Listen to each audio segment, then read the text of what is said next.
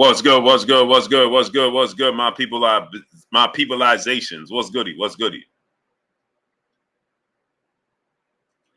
What's goody? My peopleizations. So, my brother Well Connected is hooking it up. Have Gary Antuanne Russell come on the show, join the show. And we're gonna talk. Hopefully, Gary Antuanne Russell joins us tonight. And then we're going to talk about what I wanted to talk about, because people ask me this question all the time, and I want to get the people's opinion and thoughts. Is Errol the True Spence Jr. still a top 10 pound-for-pound fighter? Right? Do you still rank Errol Spence top 10 pound-for-pound, one of the best fighters in the world? Coda, my brother, salute to my brother Coda. Hey, Coda, they be doing a lot of talking in these other chats, but don't be clicking that link. King Alley, Jay Gadget, Giovanni Walker, Denzel Horton, what's good? Brent Lawson, Hall Smith, the Cerebral One, what's up, family? Whoa, Dub CPBLPD, my brother, what's up, family? TZ Frank, what's good, great brother? Is Spence still top 10? That's a disrespectful question, bro. Come on. Why is it disrespectful? Third Simple NSU, what's good? Copperfield, what's good, family? Why is it disrespectful? It's a question. Jamarius Childress, what's good? Chick Cicerelli, my brother. Salute to Philadelphia. Yay. What's good? Aya Bama, what's up, family? Blue, ask Gary Antuanne Russell if he's going to fight Tank Davis. Hopefully he come in, and I'll send the link. You guys send the super chat, and I'll put the link out there, and you guys can ask the questions yourself. Eugene Pearson, Real Deal, No Holyfield. Hall Smith, what's good?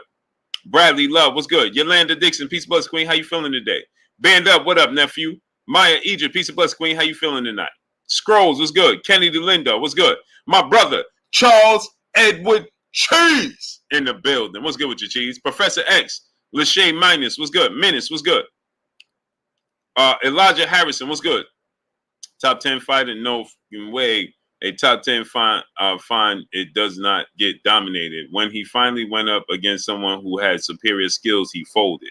Stan, what's good? Joystick Politics, what's good, family? Straight Gate Trey, what's up, family? Oh, Jeffy, what's good? Salute to Maryland. Yalita Lutombi, what's going on? Professor X, my brother, what's good, great brother? David Cristobal Sala, what's good? Joshua Wingfield, what's good? Ain't that jersey blasphemous? In the great state of New York, what, the White Sox jersey? Providence Glass and Mirror Anna, Julio Concepcion. What's good, Julio? Where you been at? Desmond Daly, what's good? Immortal TK, John Smith, what's good? Not just a matter of opinion. Yeah, I'm just asking a question. Flip guy, what's up? Joe Townsend, what's good, family? Joe Townsend, I took the people on the ride in the slingshot today. Did you see it? Tony Street, what up, nephew? B-Boy 83, what's good, family? Coach Show Drive Race Boy, Omar Hamilton, Andre Jefferson, Mark Wonderling, Mustafa Malik, what's good? Machiavelli Mafia, what's up, great brother? How you feeling? He said, what's good? He worked.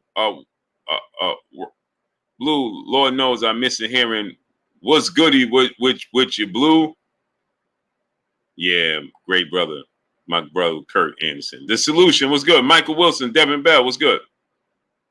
Kurt Anderson, man. One of a kind he was, brother. One of a kind. Retro Brown Beach, brother, in the building in the super chat. He said, I'm Retro Brown, Edward Bread and Cheese. Salute to my brother, man. Lil said it was good. A-Side, my brother, my co-host. What's up with you, great brother? Salute, Chat and Blue. How you feeling? Oh, man, another day, great brother. Feeling good, man. Lou Hayton, what's up, family? Took the family on a ride, you know what I mean, earlier, man. Oh, yeah, I saw the slingshot. Hey, because Blue, you know what happened was, right? You know, I don't like breaking the promises. You know what I'm saying? Jacob, right. What's up, family? Shogun 76, Rolling Tide, what's up? I said I was gonna come right back on after I got out the barber chair. Right. And my barber, I don't know, he was lunching today, man. Shouts out to my barber, but he was straight lunching, bro. I was in the chair with the hot rag on. Man, I was sitting there so long, the rag got cold. I took the rag off myself. Looked up, he wasn't even there. Salute Maya Egypt. Salute Charles Edward Cheese. Yo, A-Side, he wasn't even there, great brother. He was straight still lunching. Hey, he's still on vacation in his mind. He got to get back acclimated. All facts. Then he came back. He came back. He came back, was like, started cutting again. Right? Turned me in the chair. Right. Then another 10 minutes passed. I'm like, bro. I had to be like, bro. Like, he turned me in the chair. I'm looking at my phone. I'm watching Jada Black. You watch Jada Black? Jada Black? Yeah. He be talking about just current events and stuff like that. Yeah. Jada Black. Yeah. I like him. Yeah. Yeah. So I'm watching Jada Black talking about Jennifer Anderson and Jamie Foxx. I'm sitting there, got so deep in it, I forgot he wasn't even cutting. Wow. All true, bro. Bro Cruiser, what's up, family? And then Sam called me. Sam Watson. He calls me. I'm talking to Sam and my brother Eric. So long, I forgot. They're like, yo, where you at, Blue? I'm like, I'm getting a haircut. Just hanging out, Blue. It was. Bro, I forgot I'm like, yo, all right, man. Let me call y'all back. Let me call y'all back. Man. Yeah, you was I'm like, bro, what are we doing, bro? And you can't get too mad at you can't get too mad at barbers, right? Because you gotta be careful. You gotta be careful. You get out that chair looking like I did 2 weeks ago. Yeah, you gotta be careful. You know what I'm saying? Yeah, I'm going Sunday, man. I'm looking rough, man. I'm looking. What saved me? I'm so damn dark. I'm gonna be real with you. That's what saved me. You like it, so I can't really tell. Your hair is always clean though. Yeah, but boy, when you get it lined up, oh man, that thing is official. Yeah, man. Yeah, Asa, I forgot. So by the time I got up the chair, right, my wife had to go get but she get blood infusion, so she had to get blood infusion. Right. And then so when she was on the way back, I'm like, man, but remember I told you I was gonna get my cut, then go over there and kick it with her. And then you say you're gonna come back. And then come back. Bro, I was there so long, she was finished. Bro, so then I went to get her food. Right, set her up, and then by that time, I'm like, man, I looked up. Calico Jones Reloaded, what's up, family? I looked up, and then number 3, what's good, great brother? Jimmy Bernard, what's good? Scott Gonzalez, what's good? I looked up, right? Ron, what's up, family?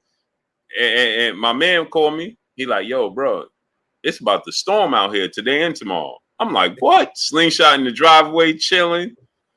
I'm like, man, I'm debating. Should I take it? Just leave it? Should I just start this stream? I told the people I was coming back on. That's why I was like, you know what, man? I'm gonna just go ahead and kill 2 birds with 1 stone. The people gonna take this ride with me. You stuck to your word. You definitely did. Yeah. I'm like, man, I'm just gonna kill 2 birds with 1 stone. People gonna take this ride with me. Alfred McKinney, brother in the super chat, dropping that half a dub on your boy Blue and A-Side. He said, peace, Blue. How he folded and the ref had to stop the fight because the number 1 pound for pound was beating him up.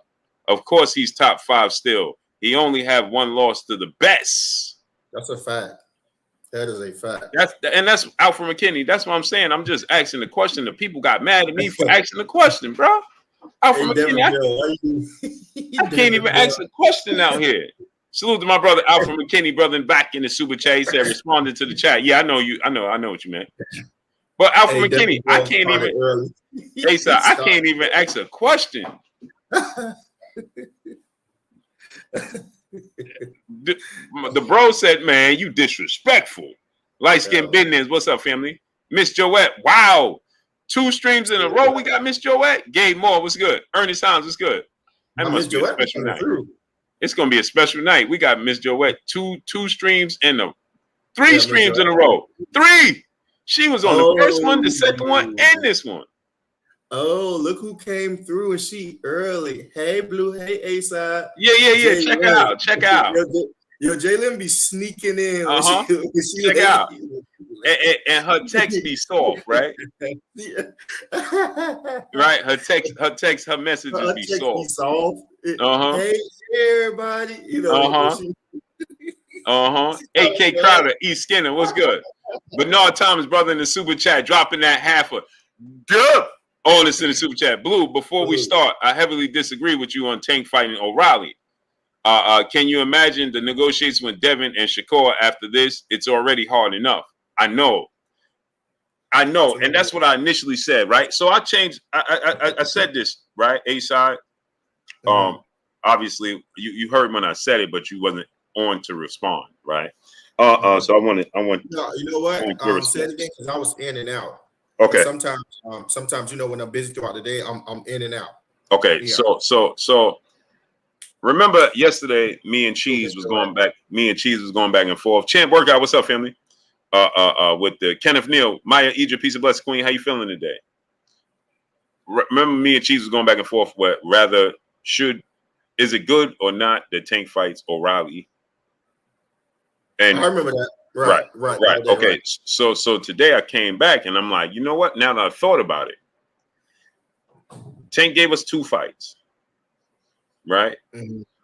Whether people thought that those fighters can compete with him or not, right? So I thought long and hard about what Cheese was saying, right? So whether we thought that those fighters can compete with him or not, he fought 2 undefeated fighters, right?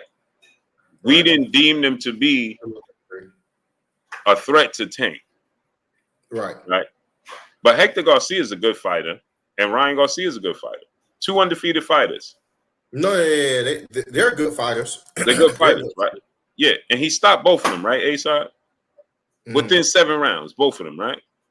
Right? Hector Garcia went 6, right? If I'm not mistaken. Hector Garcia, I think he was stopped in the 7th. If I'm not mistaken, it was 6 or 7. 6 or 7, right? So yeah, neither one of them got past 7 though, right? No. Right. I believe Ryan got further. Right. So now, Coda said he stopped him in the 8th. Okay. Oh, really? Why it seemed shorter than that? It did. It seemed super shorter than that. That guy George, what's up, family? We'll take that. Okay. So 8th round, right?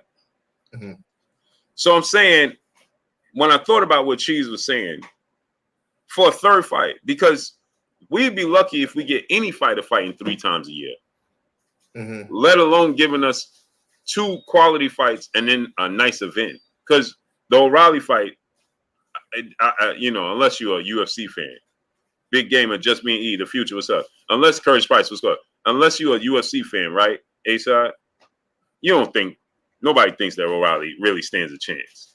Now, he's much bigger than Tank, right? He's like 5'11", 5'10", right. 5'11". He's tall and wiry. Yeah, he's tall and wiry, right? He got longer arms than Tank, so on and so forth, right? And he do have power. Like, when you guys walk that way. So, Rob, what's up, family? So, he does have power. You know what I'm saying? I keep calling him O'Reilly. What is his name? O'Malley? O'Malley? O'Malley? Sean O'Malley. O'Malley. Okay. I'm calling this dude O'Reilly. The O'Reilly thing, I was calling O'Reilly for like 2 days. I've been calling that dude O'Reilly forever. O'Reilly. And that's the commercial. O'Reilly. Auto part. Hey, yeah, I ain't no good, bro. Hey, so right, A-side. So I said, I thought about what Cheese was saying. It's a chance we might not even fight. We may not even see Tank fight a 3rd time. Right? And on top of it, I don't mind seeing him fight Isaac Cruz, but we saw that movie before. He's not going to fight Devin Haney this year. He's not going to fight Shakur this year. He's not going to fight Teofimo Lopez this year. Right? Isaac Cruz, okay, he's a boxer. He has more of a chance, but how much more of a chance do you give Isaac Cruz? And I'm not trying to downplay Isaac Cruz, but I think Isaac Cruz too is going to be dangerous because he has convinced himself, and the fans have convinced themselves that he actually have a chance against Tank. And you got to remember, he was a late replacement with Tank, so he's going to feel like in this fight he's going to press more. He's going to look at the fight and try to do things that he supposedly didn't do in the first fight, which I thought he fought an intelligent fight the first fight. But I think he's dangerous for the fact that he believes he can win in two. That he believe he should have won first one, and he believe he can win two. So that's why I think it's going to be it is going to be a fun fight for the first 5-6 rounds. You know, so you give him a better chance than you did the first fight because his mentality is unshakable right now. He has to Tank will have to show him where he's at. He will have to prove it to him. You see what I'm saying? And that'll have to be bought into. Too many people think that he won and he convinced himself that he won or was super competitive. Tank didn't knock him out and he was a late replacement. All those things coupled together can make for a great fight. It can. I won't lie to you. I just wanted him to fight Shakur or Devin, but those things can make for a great fight. So yeah, so you based off of his confidence and familiarity, you're giving him more of a chance, right? Dangerous. Yeah. And obviously we know he's far better boxer than O'Reilly. Miley. Yeah, you see? Yo. This why, yo, you see what I'm saying? Hey, Ron, Jake Quellen. And now I'm gonna be following right behind A side, talking about O'Reilly. You understand what I'm saying? You see what happens? Yo, where is Cinnamon Savage when you need him? Because he was here earlier today. Because I heavily disagree with you and with Charles Edward Cheese on this one. Heavily disagree with you on this one. So my thing is this, right? I want to let you finish because I want to tell you what I think about the O'Malley. There you go again. Now I'm calling him O'Reilly, and I'm blaming it on Cheese on A side. So now, man, let's give Cheese some of that responsibility. Give Cheese some of this responsibility as well. All right, we're gonna put some of that blame on Cheese as well. So now, I thought about it though, and I'm like, man, it's an event, right? It is. Because we can actually be in a place where Tank don't fight at all for the rest of the year, right? And I mean, we don't even think these dudes. Now you say you give Cruz more of an opportunity, but for the most part, we don't give these dudes much of a chance to beat Tank anyway, right? KCG, bless us. So a crossover fight for Tank to get like $50 million. Before the year is up, 1,000% to close out the year, and then we hold them accountable in 2024. Now we got to see, and let me say why, right? Because Lomachenko looks like he's going to fight. Right. He's going to fight Kambosos. And then Core going to fight Frank. Yeah. So realistically, there isn't anyone for Tank to Devin fight. going to fight Regis. Yeah, there isn't anyone unless he's gonna faint. I mean, like excluding the Cruz too, there isn't anyone that he can find. Right. Well connected said Blue. I'm trying to send you the number so you can send him the link. Gary Jr. going to come on. I hit him in the DM too. Okay, I got Junior's number. I don't have an Antuanne number. Nah, but while you do that, right? So before you get off of your spew, Blue, let me just tell you. Let me finish so that you could give your. I heavily disagree with this one. So that you can give your. I sent you the number on Facebook. I don't got Facebook, bro. I do have Facebook, but it's kind of weird. You don't got well connected. You don't got Instagram. You don't got Instagram. See, this why this would remind me. I gotta create. This is why we need realistically. This is why we need our own email with all of our subscribers in it. Yeah. And that way, all the correspondences go through that email. So it's exactly. It's only family. It's only family in that email. Everybody who has a wrench has that email. There'll be an email strand just for Blue Blood Sports TV and family. So no, we need that because we can't keep going through the different social media platforms and stuff like that. We need a way to have a direct connection to our people, and our people have a direct connection to us. Yeah, well connected. You got you got Instagram? Hit me on the gram, or I can hit up Gary because I got Gary. He just sent the his Instagram. Huh? He put his Instagram in there. Yeah. Just being facts. Your Instagram is at Well Connected. All right. Underscore. At the end. So real quick, what I was saying is, what I was saying is, I like the, I like the idea. Right, because you're saying he potentially won't fight at all. Right, because he may not fight. Do I have a 3 at the end? Well Connected. Do I have a 3? I'm about to follow somebody that I don't even know, man. Yeah, these dudes look like straight barbers. Go ahead, Asa. Give your thoughts on it, because I'm distracted. Oh, but let me tell you why I don't, and I wanted Cinnamon Savage to be in here so bad, because he swore I disagree everything you say. I disagree with you and Cheese with this, because you had said something that was so important. You said once he tastes that UFC money, like he tastes that $50 million money, like it's no coming back from that. You see what I'm saying, Blue? There isn't any coming back from that. Like once he cross over sports, Tank is pretty much the face of boxing when it comes down. Yeah, you did. Well Connected. I'm tripping. Outside of Canelo Alvarez. Oh, you got it. Yeah, welcome. Go ahead, Asa. I'm sorry. I'm go ahead. Go ahead. I'm talking to the people at this point. I ain't even talking. I'm looking in the camera, but I'm talking to the people at this point. I know you're Well Connected, Texan. I mean, once he tastes that crossover money and $50 million, like you said before, that's gonna be hard to bring him back to boxing. It's gonna be hard to get him to fight a Shakur, because once he beat O'Reilly, somebody else gonna feel like they can beat him, or somebody else gonna feel, it's not gonna stop. It's not gonna stop. Don't let O'Reilly give him a competitive fight. I doubt it. I know y'all coming for me in the chat. Don't let O'Reilly hit him a couple times and people say it was close. Oh my God. Then it's a 2. It's just ridiculous. Like you guys said before, he got to clean up the sport of boxing first. And then after that, he can do whatever you want to do, and he can have my money. But I don't see him negotiating with anybody once he get that crossover money. I just don't.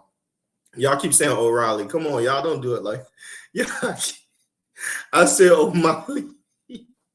Did I say O'Reilly again? Tony Street. I mean O'Malley. Y'all starting early. y'all starting early. Who is O'Reilly? CB Cole. They said Auto Parts. Yo, y'all know Tank will put hands on O'Reilly. He will be the mechanic that guy never seen before. Come on, man. Like, man, I don't want to see it now, because one Tank takes that money, that's it. He's not coming back. He's not. How Sway? How Sway? How he coming back? That don't make sense. Man, he fought Ryan this year. We still don't know how much money Tank got. We know Ryan supposedly made $30 million. How much did Tank make? He get that O'Reilly fight. This can pretty much be This can pretty much be it. He got some. He's not fighting for money at that point no more. Y'all still with the O'Reilly. Y'all, wow. Y'all hit the like button, man. Y'all hit the like button. Support my main man, O'Reilly, in the building. Hit the like button for Auto Parts. Go ahead and put it in the chat. Do some chat work. Y'all being petty. The day is early. Let me see. A second. Salute. Everybody make sure y'all smash the like button. Yeah, y'all been petty today, man. Tank made 55 from Ryan fight, Coda. Tank made 55. 55 from Ryan fight, and y'all want to give him O'Malley? Man, Tank gonna retire. Yo, he made 55. That's why we don't see Tank no more. And when the last time somebody seen Tank? As soon as he got out, we didn't see Tank ever since after those pictures. We won't even see him no more.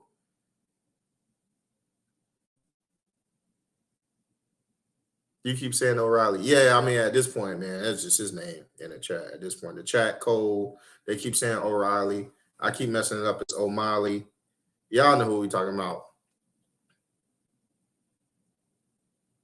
Salute, Robinson.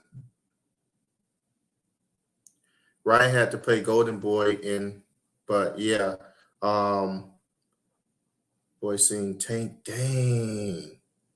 Tank made 55 in his last fight. Nah, Blue not asleep. He doing stuff on social media. Big ass out. Salute, Robinson. He said Blue asleep. As a Tank fan, I don't want to see him fight O'Malley or O'Reilly. Fight. The reason why is because Cruz Devin fans will start changing. Hold on, wait. Chanting Tank does not fight nobody. Yeah, you ain't lying. They will chant that. You not lying. You not lying. If he fight UFC fighters before he fight marquee name outside of Ryan Garcia. Ryan Garcia. Can we say Ryan Garcia is a marquee name, Blue? Can we say that? Blue is, I don't know what Blue doing. I think Ryan Garcia was a marquee name, but not to boxing fans. So yeah, they will say that he don't fight nobody. Blue's still holding it down, bro. Yeah, he's on the phone. He's trying to connect and get Gary Antuanne Russell. It's really some UFC fans that give auto parts a real chance. Yo, that man would turn into a transformer in a heartbeat and just start breaking down. Yo, Tank put hands on him. That is not the same. You saw how wide his stance was and how open his. I'm like, yo, that's not gonna fly in the sport of boxing. That's not. Tank will touch that chin and drop that boy so many times. And I know the pause police coming out, but I mean that. There it is. Look at Sebastian. There it is. Yo, Sebastian, how your pause is so quick? How you get it? I swear you have your pause on like a version of speed dial. As soon as I say something, the last syllable come out of my mouth, that pause be out. Salute. Yeah, Cinnamon Savage, I just disagree with Blue. You swear up and down that I don't disagree with Blue. I disagree with Blue all the time. Tank received 55 minutes last fight. He decided to go over to the UFC and make a killer. Yo, Tank will absolutely be the face of UFC and boxing in one fight. And he's only, 29? Yeah, he's only 29. He's not even close to retiring. That's a stupid amount of money. An absolute stupid amount of money. He's going to give Tank, wait. He's going to give Tank a new engine after the fight. Yeah, y'all, wow. Y'all cold. Tank already said he's not interested. He got unfinished business in boxing. I'm glad he did. I'm being a selfish boxing fan right now. I'm glad he did because I want to see him in boxing. I do. I'm being selfish right now. You said he can't box Sugar Shane? Let me see. He's 28 right now. Yeah. But by the time he have that fight and with O'Malley, he'll be when is Tank's birthday? Either way it goes, if he beat him, he'll be the face of boxing and the UFC for beating him up. Probably not the face of the UFC. I'm just capping with that, but he'll beat up one of their biggest stars, and that'll definitely raise his star power.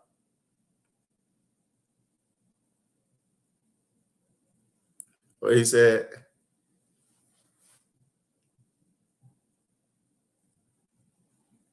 Cheese said, I had joined. Give me 6 men 6 minutes. I'm in 1.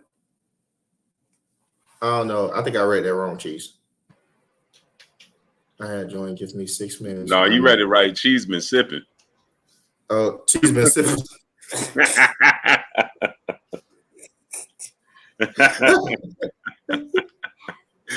Oh, Porter, what's up? Curtis Robinson. Kurt Robinson, brother. He said, Blue, Tank said he on a mission at 140. He on a mission at 140 and want no way take the drug test. Is hey, bro, yo, bro, y'all leaking with these. She said, nah, I'm yeah, but yeah, I also been sipping. But yeah, I also been sipping. Hey. Adrian D, what's good, great brother? Yeah, that's how they do you, boy. Yeah. Pardon me, man. I've just been trying to put this together. Kai, what's up, family? Lieber 9-6. Chick Cicerelli, what's good? But Curry Robinson, tell me what you just said, bro, because that was it's bunched together. I can't see what you said. Titan 4-5 said early weekend. Yeah. They started early, Titan 4-5. Titan 4-5, let me rent you up, bro. I like you, man. Salute to brother Titan 4-5.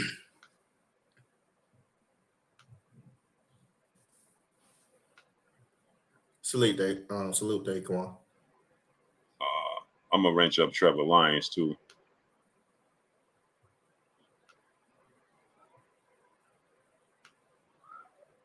Yeah, we don't see boxers from the. I think boxers respect UFC craft more than UFC fighters respect boxing crafts.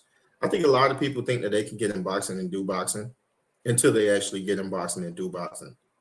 You know, so I agree with that. We don't see boxers crossing over more than we see UFC fighters trying to cross over.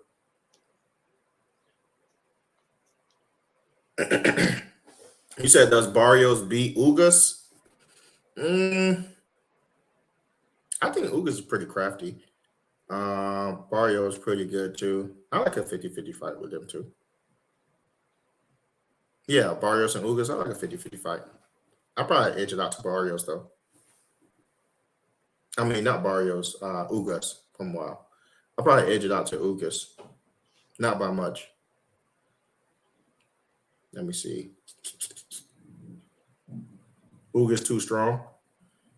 I like it. I like the fact that he's crafty. I like Ugas' technique, his fundamentals. He boxes really well, so that's why I'm edging it to him. I think him and Barrios got good, respectable power. What is my children doing? 1 second, everybody. 1 second.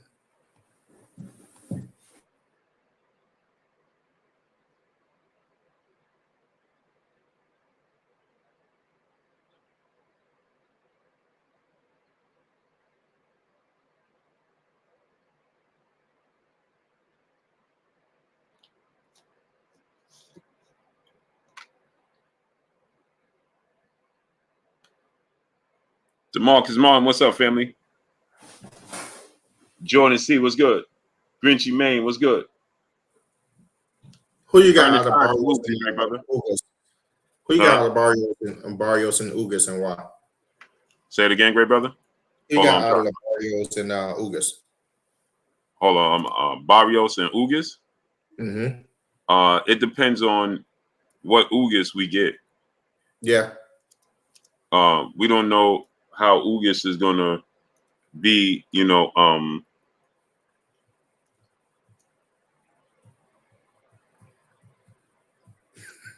don't know how Ugas is gonna be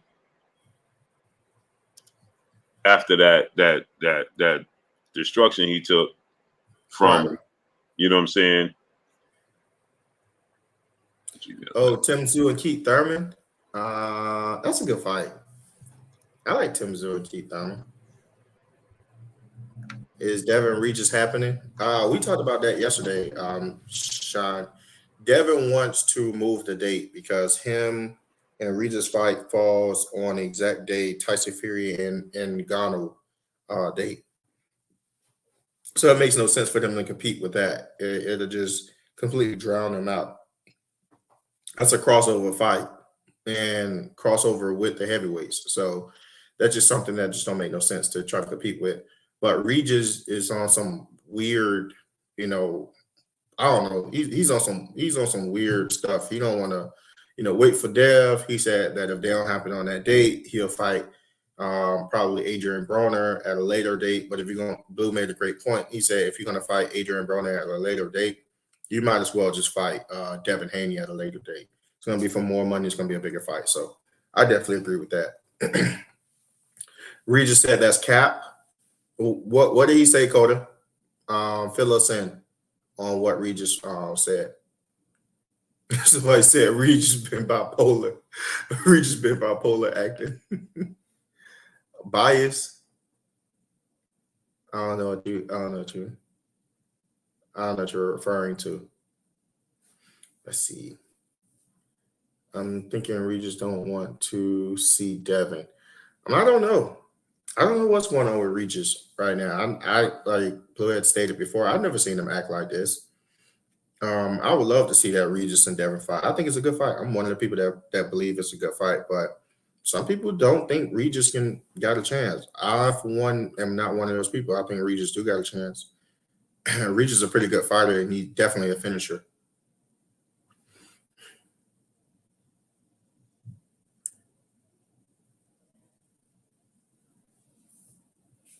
Okay, you said Regis said the fight was never for October 28th, so Devin Captain. Are you telling me that Devin Captain, or are you saying that that's what Regis was saying? Coda.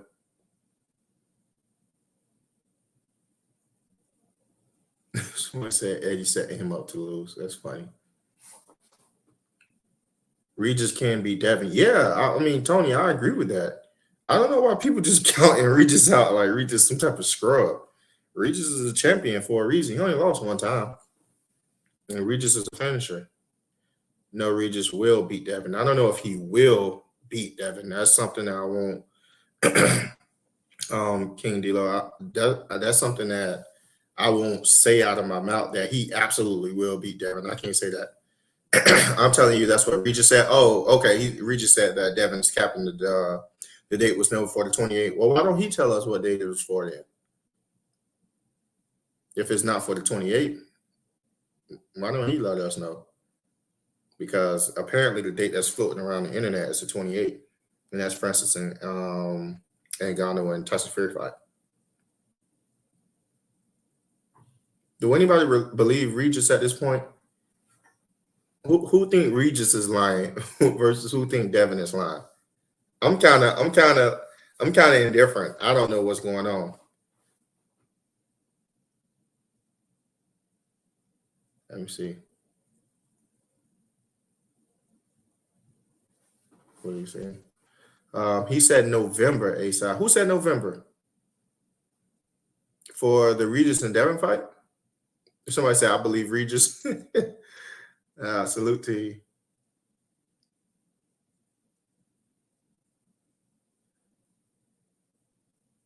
Devin has nothing to lose. Regis could lose everything. That is true. That is true. I think that's why Regis is taking this into heavy account as far as who he's fighting and what type of style matchup he's going against.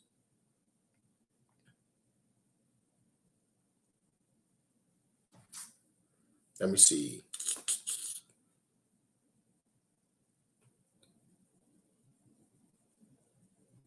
Okay, Cheese said, I think Dev's side is acting up, trying to big boy the 140 pounders champ, the 140 pound champ. It could be that as well because of how Regis is acting. Regis is actually pushing back so hard, and I think I asked something similar to that the other night. Do you think that Regis is pushing back because Devin is younger? He's coming up from 135. He feels like he's the eight. Well, Devin is the A side, he's the B side, so he feel like he's giving them some pushback. So definitely crossed my mind. Though I think he lost to Geraldo, excuses. He's excuses the misspelling. Oh, excuse the misspellings. No, we ain't worrying about you, Cheese. I'll put it together. I'll formulate it in my mind as I read the sentence. I'll see what should be in there. Hey, Cheese, you said something funny earlier. You said something funny earlier. We was talking about the Canelo. I think it was Cinnamon Savage and Blue was going back and forth, and Blue was saying that your male need to fight like how he used to fight before. He need to box and move. You would say he need to move like Rock Lee. He need to take the ankle weights off. He need to take the ankle weights off and run against Canelo and put hands on him. That was funny to me.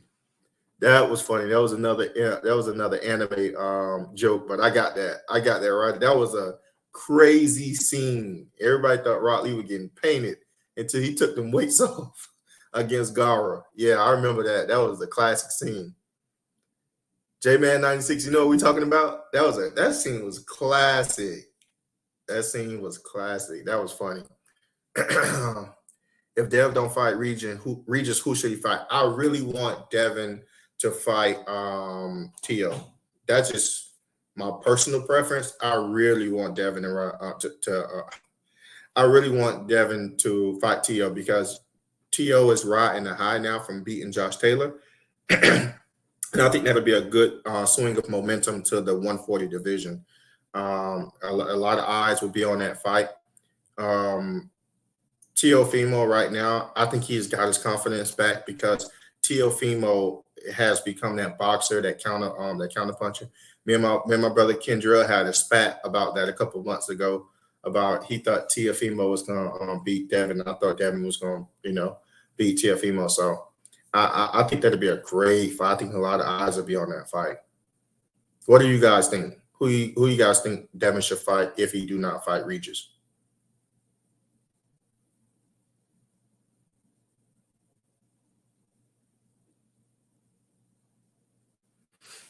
Okay. What you said, Cheese? Okay, I'm in one. I'm winning, but taking a men out Senate soon. Okay. You probably talking to Blue.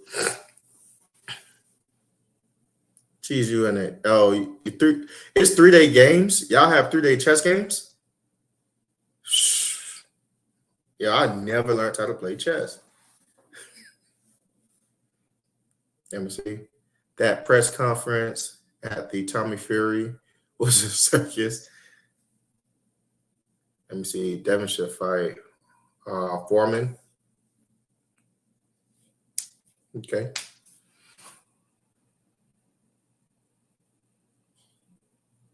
He said, "Nah, Watchman was wild at that time for it."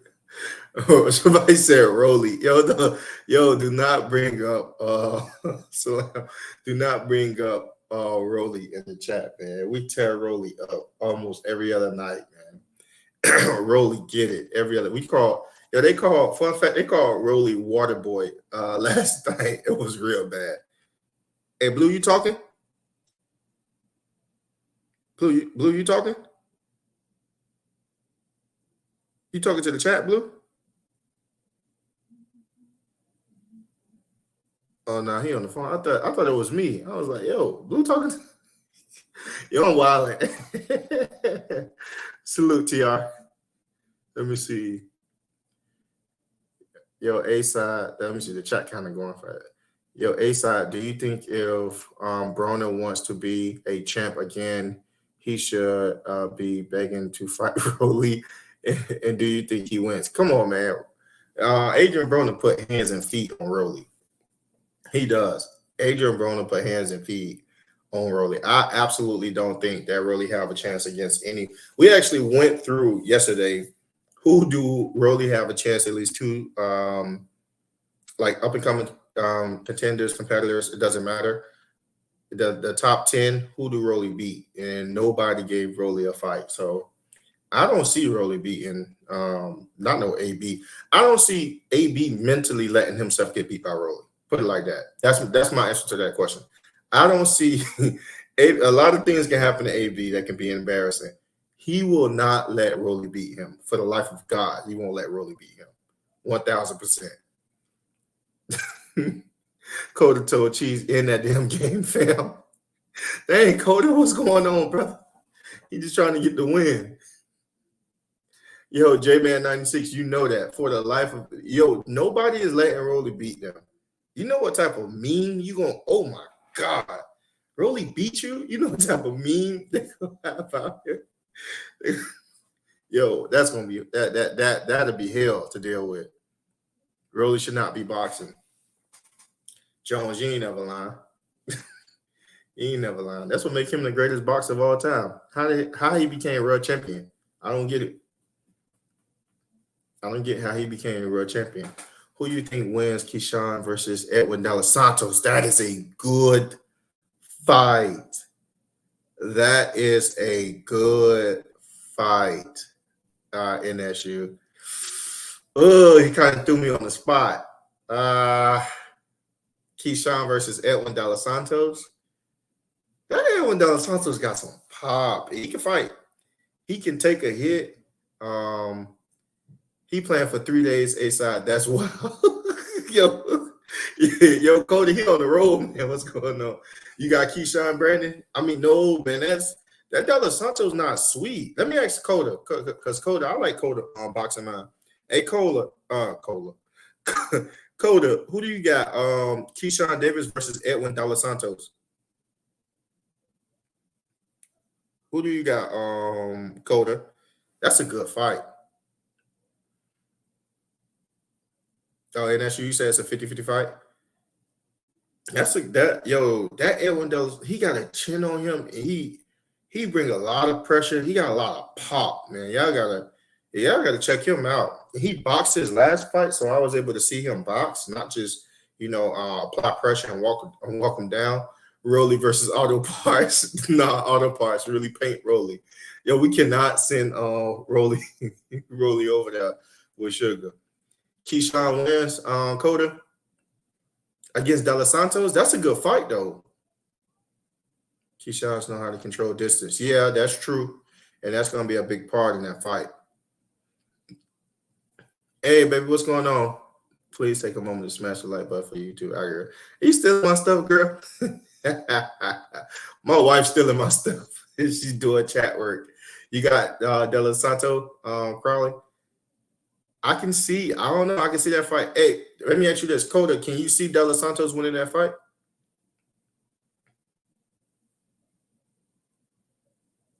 My wife said she liked Keyshawn in that fight. Yeah, me too, Coda. That's what's making it hard. Mrs. A-Side said she got Keyshawn in that fight. My brother Sanchez, Will Sanchez says A-Side. That's my brother there. Let me see. He said Rolly was dropped by Camille Moulton. Yeah, Camille Moulton will absolutely take his title right now. Man, he don't want to see Camille. That's a bad boy. That's a bad boy, man. He's 17, but his skills is freakishly good at 17 years old. And I don't want to hear the pause police come out of here. I know the pause police are in the chat somewhere. My brother Sebastian at. Let me see. They got Keyshawn. Yeah, for the overwhelming NSU, for the overwhelming amount of people that's in the chat, they saying they got Keyshawn versus De Los Santos. That's a good fight. I don't know if I'll be able to just think. You know what? He'll push Keyshawn. I'll tell you that much. I can see Keyshawn. Salute, Edwin. I can see Keyshawn winning that fight, but he'll definitely push him. He'll definitely bring something out of him. Yo, my wife straight up was like, yo, Keyshawn, he winning. Keyshawn, straight up. Great fight. No, I believe that is a great fight. I believe that's definitely a great fight. Let me see. Keyshawn last fight looked like he was working on defense and carrying the fight. Yeah, I think with Keyshawn, I think he needed those rounds. And Keyshawn oftentimes looked bored in the ring, which is that scares me because sometimes he do extra stuff to keep himself entertained in the ring. Sometimes some people can be so talented that the the work that you're giving them is not really exciting them, so they find other things to do. You know what I mean? So they're definitely going to start stepping this competition up. I think if I looked in the rankings and if I seen it right, Keyshawn is in the top rankings. Somewhere in the top 15. I definitely know that. What you say, King Jr. is the best young fighter out of all of them? Kamel, nice, but King Jr. is special. I'm not familiar with him, Cody. You got to send that over to me. I'm not familiar with him. With King Jr. He sounds familiar. Hey, A-side, man. We on the phone. The whole time. Yeah, the whole time. Gary like Junior like, bro, you send it. I'm like, yeah, I'm sending the link. We looking, well connected, send me the wrong link. Yo, wow. Hey, so we're well connected. Yeah, he on his way back in. He sent me the wrong one. Then when he sent me the right one, then I typed in the wrong one. So this whole time, Gary like, yo, bro, it's not popping up. Yo. We on the phone. He like, yo, it's not popping up. I'm like, yeah, I don't know why. I was typing it. I'm like, it must be on my end. Well, I must have I'm doing something wrong, man. The whole time I'm typing it in wrong. Well Connected gave me the wrong email, bro. And it was just like silly stuff, like one L in his name missing. Then I typed the wrong number in it, like, bro. Yeah, that was unnecessary. Right? Hey, Coda, you gotta put me on, because he sounds familiar to me. But like I always tell you, Coda, I'm not really good with names. So if you tell me a name, I probably won't know or won't recognize. But as soon as you show me a face, I recognize it. I'm just really good with face. I can see a face one time and then see that same face 10 years later, and I realize it. Salute. They go to Champ right there, man. Hey, man. Going on, man. What's shaking with you, Champ? Hey, Champ, that's my man, my co-host A-side right there. What's up, Salute, great brother. What's going on, man? Hey, Champ, I was telling him, man, the whole time, man, Well Connected gave me the wrong wrong spelling. Then I'm putting in the wrong number. It's all good, man. Shit happens, man. What's life without adversity, man? All facts. We got brother Daquan in the super chat. He said, dropping that cinco on us in the super chat. He said, what y'all think on these fights? Antonio Russell, Antuanne Russell versus Africa. Too soon. Joshua versus Wilder, and DA versus who's DA? Oh, Demetrius Andre and David Benavidez in 168. Thoughts fantasy fight. Andre versus Roy. Andre Ward versus Roy Jones at 168. Soon. Hey man, listen. Good question. Yeah, and I said this, and I'm not saying this because the champ is here. I don't see any of those fighters. Anton, man, is a. Yeah, we had a conversation about him yesterday. Yeah, Champ, you should have loved to be here yesterday. Man. And I love Africa. You know what I'm saying? That's my guy. I love him, but man, no, man. He's going to bed. Yeah, no, it's just put Africa in there with my little brother. He's going to bed. Yeah, I just physically. When you have I ain't gonna hold you. I actually like Africa, but little bro spanked him before too. He spanked him before. He already been on the hit list. And that's what I'm saying, man. Shit. And when I'm watching him, I'm like, exactly. It's like he's created. I'm like, what? You know when you go on, how when you go on games and you turn everything up, speed, power, agility. I'm like, yo, I'm telling you. I even said yesterday. I was like, because Devin Haney's one of my favorite fighters. Got to be honest with you, champ, straight up and down. He's one of my favorite fighters. I think he's a gifted boxing mind, etc. I said even at this point, I was like, yo, champ is. I'll put against the whole field. And we was literally going down the 140 division to see what would be I'm like, yo, I'll place him against the whole field. He's a Tasmanian devil, from round 1, and when he get into those champion rounds of 12, it's gonna be hell. It's gonna be hell, man. He's created. I don't know. I don't get it. I just he's not only that is like a lot of people say this, right? A lot of people say, a lot of people ask me this, right, champ? Imagine if Tank was bigger. That's Gary Antuanne Russell. But with more activity, though. With more output. Definitely more activity. But more output. And not to mention, Antoine, my little brother don't be losing motherfucking rounds before the end of the fight. At all. Tank, that's something that Tank does. Lose 4, 5, 6 rounds. So we ain't gonna compare him to that. No. So in Blue's defense, right? No. I get what you're saying. Because of inactivity. You know what I mean? He's very accurate when he decides to throw. Let me ask you this, champ. Why do you think Tank takes so long to start? That's a good question. Why do I think he takes so long to start? I think it's just I don't want to feel like I'm down talking him, but I think it's more so that he can't be a front runner. It's not like Tank is like super fast or, you know what I'm saying, super sharp. He's neither one of these things. He's not super fast. He's not super sharp. He's not really like super quick on his feet or anything like that.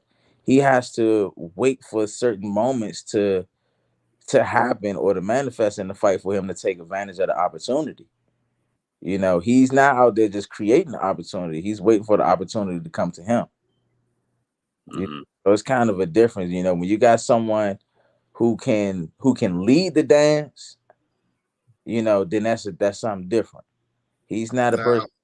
I don't feel like he's the person that's going to lead the dance. I think he's going to try to establish something, but in the beginning, he's going to sit back. He's going to see what someone else has. He's going to try to block, try to move, and giving up rounds ain't the way to do that. It's ways of being, what's the word? It's ways of being entertaining without taking off and losing rounds.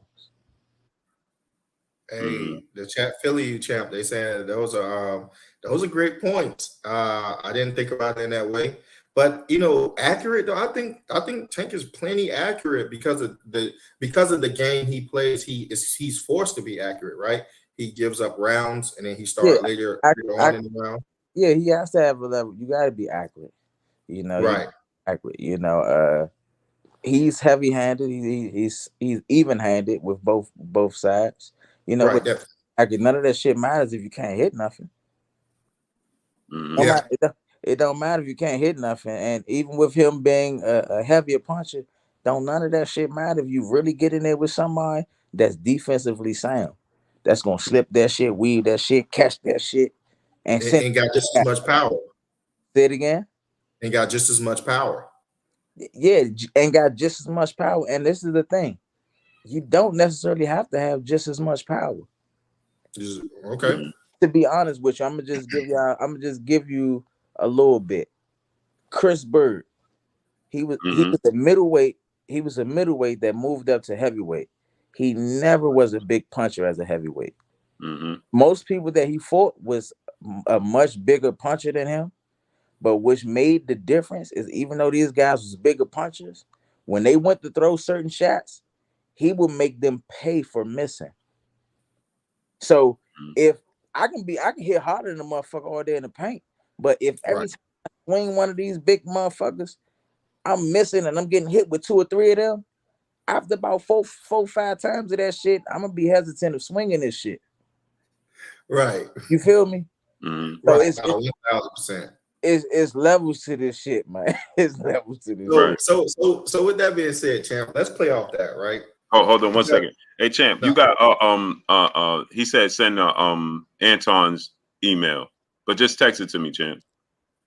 All right, I'm gonna try to shoot it to you. Yeah, just text it to me. So champ, keep that in mind, right? So the fight we go back off of a lot in the chat. Remember, like you said, if someone's very heavy-handed, but if they can't hit the target, it means nothing. And if the person that's in front of them can be very sharp and make them pay each time, that person will eventually, momentum will swing that person's way, right? Yeah, and it's not necessarily making them pay each time. It's Right. it's enough to make them. Okay. You know what I'm saying? But go ahead. 1,000%. Enough, right? How do you think that fight plays out with Shakur and Tank at the 135 division? I like Shakur. And you like now I'm not saying Champ is saying this now. This is for the chat. Champ is saying this, right? Champ say he like Core. Could you break down for us, Champ, why you like Shakur over the Gervonta Tank Davis at 135? He's more.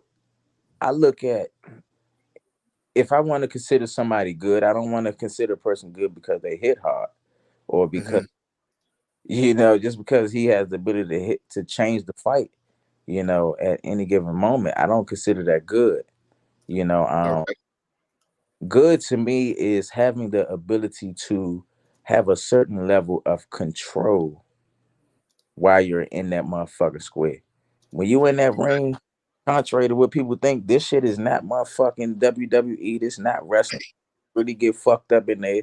People really go to bed in there. So to be able to have a certain level of control in a chaotic environment, Yeah, that's different. That's good to me. that's you That's just explained your brother. Yeah, I feel like he needs to slow down a little bit though. Talk about a hurricane, but he's yeah, and that's what I tell him. I tell my little brother, it should be controlled chaos, not just chaos. Yeah. Mm-hmm. It's a difference. I say that all the time. It should be controlled chaos, not just chaos. So with Shakur, I feel as though whenever he fights, now granted, this is what I will say. Okay, shoot. With Shakur, no matter whoever he competes against, he displays a certain level of control when he's in the ring. Now, granted, I don't feel as though the Shakur fought. I don't think he really fought anybody as of yet, to be honest with you. I don't think he's really been in there with nobody that's somebody that was a little tested. But even with that, you got to beat who the fuck they put in front of you. And I'm still going to judge you by how the fuck you beat the people they put in front of you. With Tank shows me, I seen Tank in fights whereas he was completely out of control, meaning he wasn't in control of what was going on. He wasn't calm. He wasn't comfortable. He looks like, okay, I'm waiting for one of these big motherfuckers to land. Hopefully it do. Oh shit, right. I'm losing that round. Damn, I lost another round. Fuck, I really got to step on the gas now. That don't look like control to me. I like that. Now, I think Tank has the ability to, like I say, to be able to change the fight at any given moment. That's where defensive discipline comes in. That a lot of these guys that Tank knocked out, I think a lot of these guys he knocked out because they were flawed fighters from the start. These guys are never defensively sound. You know what I'm saying? They was known as guys that was to get hit. You know what I'm saying? Easily to get hit and shit like that. Sharper guys. I think when you fight people that's in a sharper echelon, that's a little sharper and a little more crisp, it'd be difficult to get those big shots off on them type of people. Now, I've always wanted to see. Now, obviously, you confident in your abilities, you confident in your skill set, and your ring IQ, your boxing skills, all in one. I've always wanted to see you fight Tank Davis, and that's a fight you've been calling for quite some time. And people, I never understand why people get upset that you called out and want to fight Tank. I never understand that. For number one, people always say it's clout and all that. I never understand that because you was the longest reigning champion and your pedigree. Hey, I don't know why. I mean, people get caught up behind the smokes and the mirrors, man. A lot of people don't even know half the shit that they believe in today. You know what I'm saying? It's not even supported by anything. But it ain't no motherfucking clout chasing because I said I wanted to fight Tank. Right. Really don't know. I've been a world champion longer than he's been a professional fighter. You know what I'm saying? Like, let's get this shit real, man. You know, I just felt like the fact that he was someone that was from the Baltimore area. You know, I'm in the DC, Maryland area. You know, this is the DMV to a certain extent. You know, so it's like the sport is too small for both of us to be able to coexist and not at least clash. Mm-hmm. And And that was my thoughts on it. You know what I'm saying? I still want to make that fight happen. I mean, I just got off a shoulder surgery. Shit, Tank can be the first one to test this motherfucking shoulder. First one, hey, look, fuck 26. Fuck 26. He can be the first one to test out if you want. You know what I'm saying? Champ, wow. Now, Chef, they want. I was hearing that they want Tank to come back before the year is up. Would you be able to fight him before the year is up? The shoulder's good to do that. It's fuck yeah, it's good enough. If it was, He ready now. if it was wood. Now I'm gonna keep it 100 with my fans to the people. I never try to food poison people. You know, I keep it 100 with y'all, man. I wouldn't say that it's 100, but it's good enough to beat the shit out of the rock of these niggas that's fighting today. I ain't even gonna hold you. It's not 100, but with what it is right now, it's definitely good enough to do what I want with a lot of these guys in the sport today. Have you been sparring, Champ? A little bit. A little bit. How I feel in sparring? It's feeling all right, but I'm getting tired of these. I'm starting to get tired of these rubber bullets, man. I need to shoot this. I'm ready for this. How you feel the jump? Because so many people make a lot of, now obviously I know this skill pays the bills. The jump from, like you said, from 26 to 35 to fight Tank. And now we see Jamel is saying that we know he's jumping from 54 to 68 fight Canelo. Terrence just said that he'll jump from 47 to 68 to fight Canelo, or either the winner. You guys are the fighters. From the outside looking in, we all automatically, what's your walking around weight? Are you big enough? We know skills pay the bills. But from your standpoint, to give us an insight to what it looks like on our side, how is that jump and what does it take? And is it as drastic as myself or the fans see it to be? Nah, it's not as drastic. To be honest with you, I've been doing, because of my shoulder, I've been doing a lot of strength. I've been doing a lot of weight training, strength training. I've always done weight training and strength training. That's a big misconception that if you lift weights that it makes you slow, because I've been known as the fastest person in the sport of boxing. You know what I'm saying? And I've always done weight training. I've definitely been trying to bulk up. I've definitely been trying to bulk up a little bit in weight. And I feel a lot stronger at 35 at a heavier weight. Definitely feel much stronger. To be honest with you, I wouldn't even come in at 135. I still come in at like maybe 133, 132. Still come in at 133, 132, lean, ready to work. Ready to work. So Champ.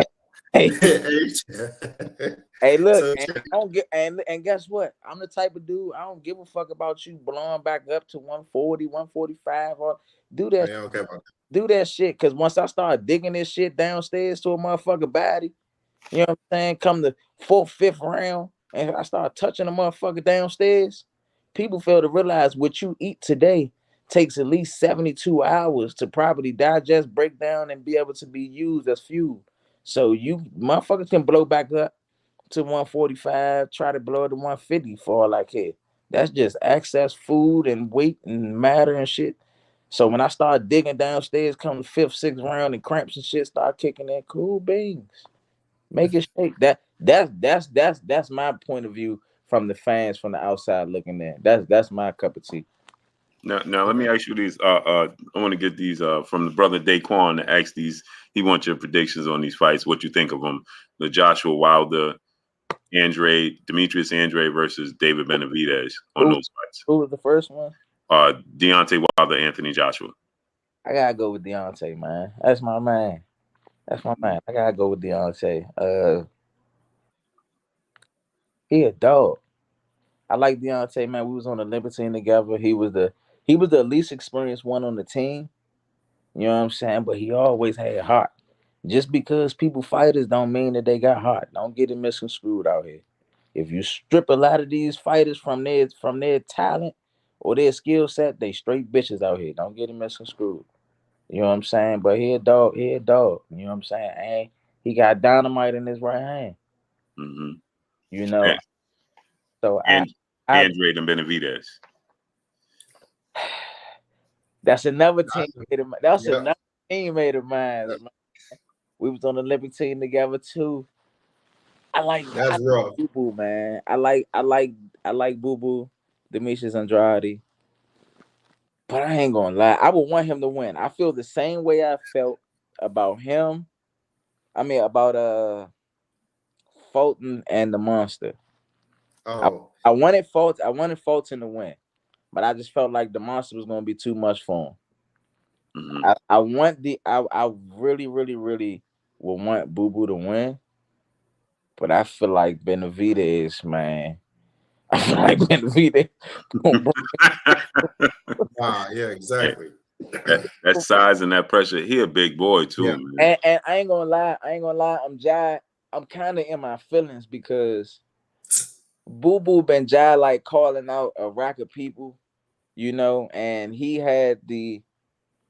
was in the position to fight certain people, and I feel like now they like fuck. Instead of letting him fight them, man, let him fight him.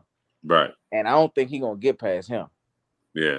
You know what I'm saying? It's gonna kind of damper the shit that he could have done within his career. You know what I'm saying? They did the shit earlier.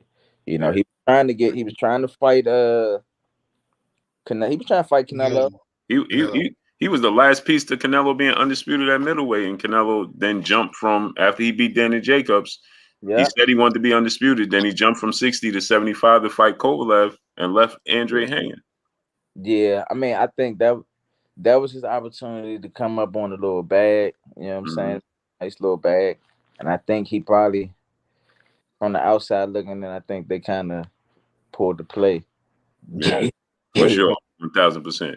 Now, this is another question I always get, champ. And I'm glad that you one of the most straight shooters I ever knew in boxing, overall in life. I get this question all the time, and now I could throw it on you, Andre Ward and Roy Jones Jr. Oh man. So look, this is I'm gonna keep it 100 with everybody. I'm gonna keep it 100 with everybody. Yeah, it's so Damn. it's so hard. I get that all the time. I'm like, so look, this is what I think. Andre Ward, I like Ward because he did the basics well. You know what I'm saying? He did a lot of shit correct. mm-hmm. And a lot of times doing things just correctly would get you over the fucking top. Mm-hmm. I thought Andre Ward was good, but I never thought Andre Ward was like super fast. I never thought Andre Ward was like super slick or super crafty. I just thought that he did the basic fundamentals very fucking well. And a lot of motherfuckers don't do that. And that's what got him over. Mm-hmm. With Roy, he ain't do shit right. Polar opposite. Hey, listen.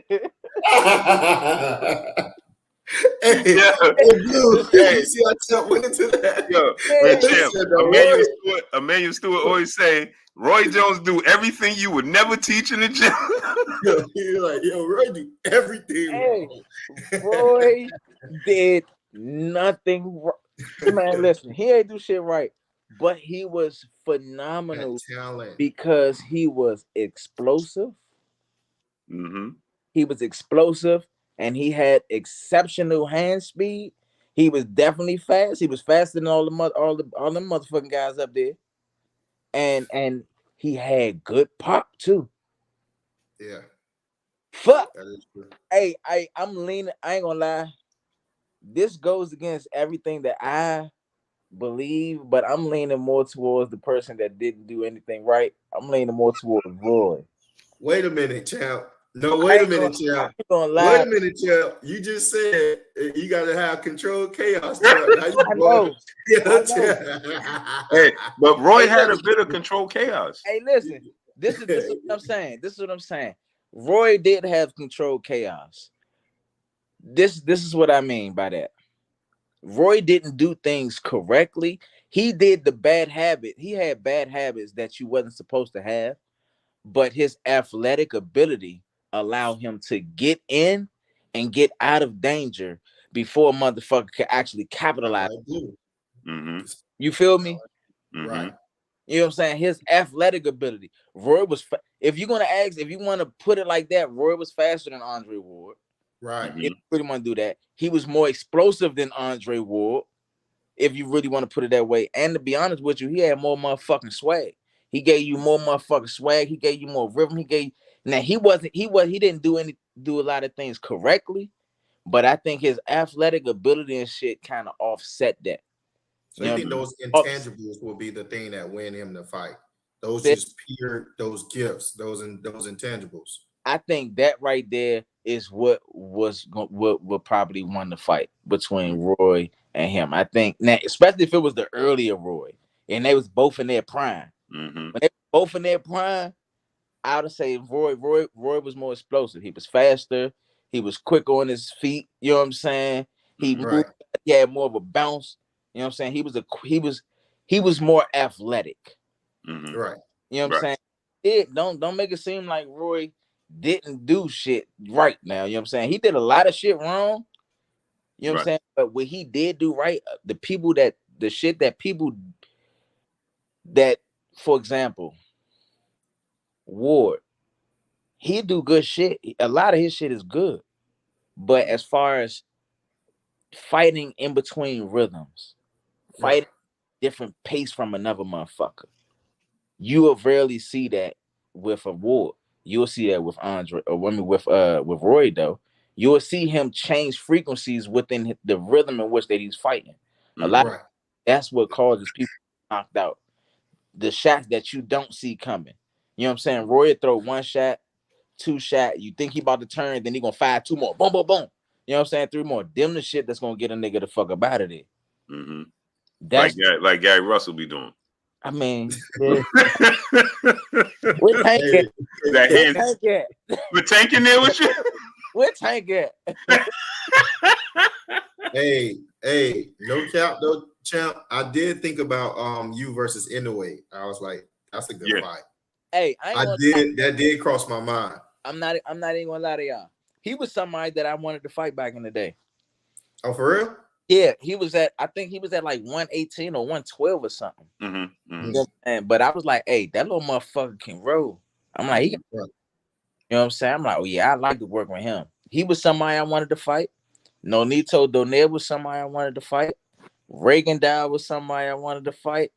Leo Santa Cruz. With Leo Santa Cruz, yeah, he was somebody I wanted to fight, but I didn't want to fight Leo because I thought Leo was nice.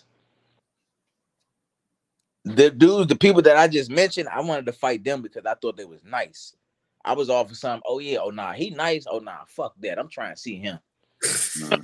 I want to see him. Mm-hmm. Oh yeah, nah, I see him, but I think I can get you. Fuck all that. I want to see him. Mm-hmm. Them people, that was Nonito Donaire. You know what I'm saying? When he was first coming up in his prime, I wanted him. I wanted at Inoue, but he was like 118 or something like that. I'm like, that little motherfucker nice. I wanted to fight him. Right. And I wanted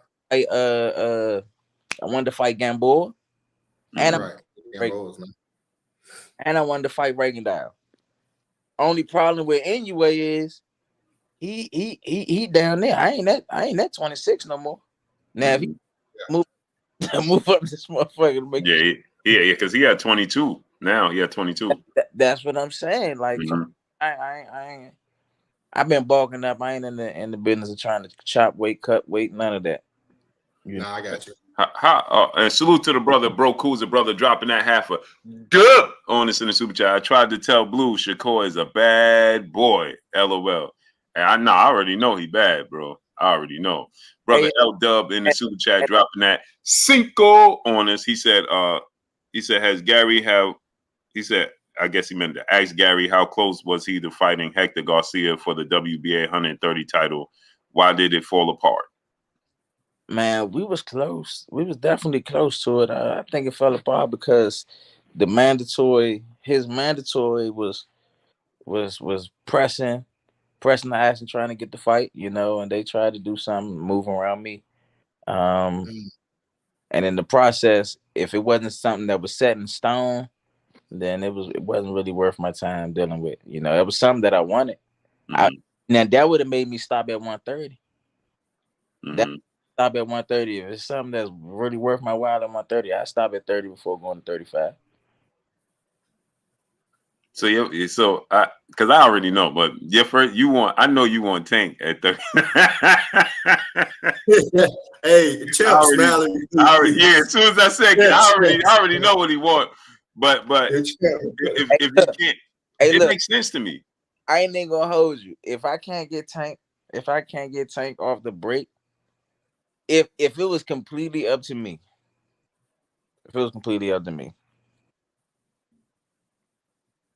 if I couldn't get Tank off the break, off my first comeback fight, moving up 2 weight class, 2 divisions, you know what I'm saying? Man, give me Pitbull Cruz off the break. Give me Cruz off the break. Huh? I like that. That's a good fight. I like that. I like that fight. Yeah, I like that fight. I'm feeling that. Ooh. Yeah, but the thing is, if Isaac Cruz said Shakur style was bad, he definitely ain't fighting you. I mean, hey, well, we'll see.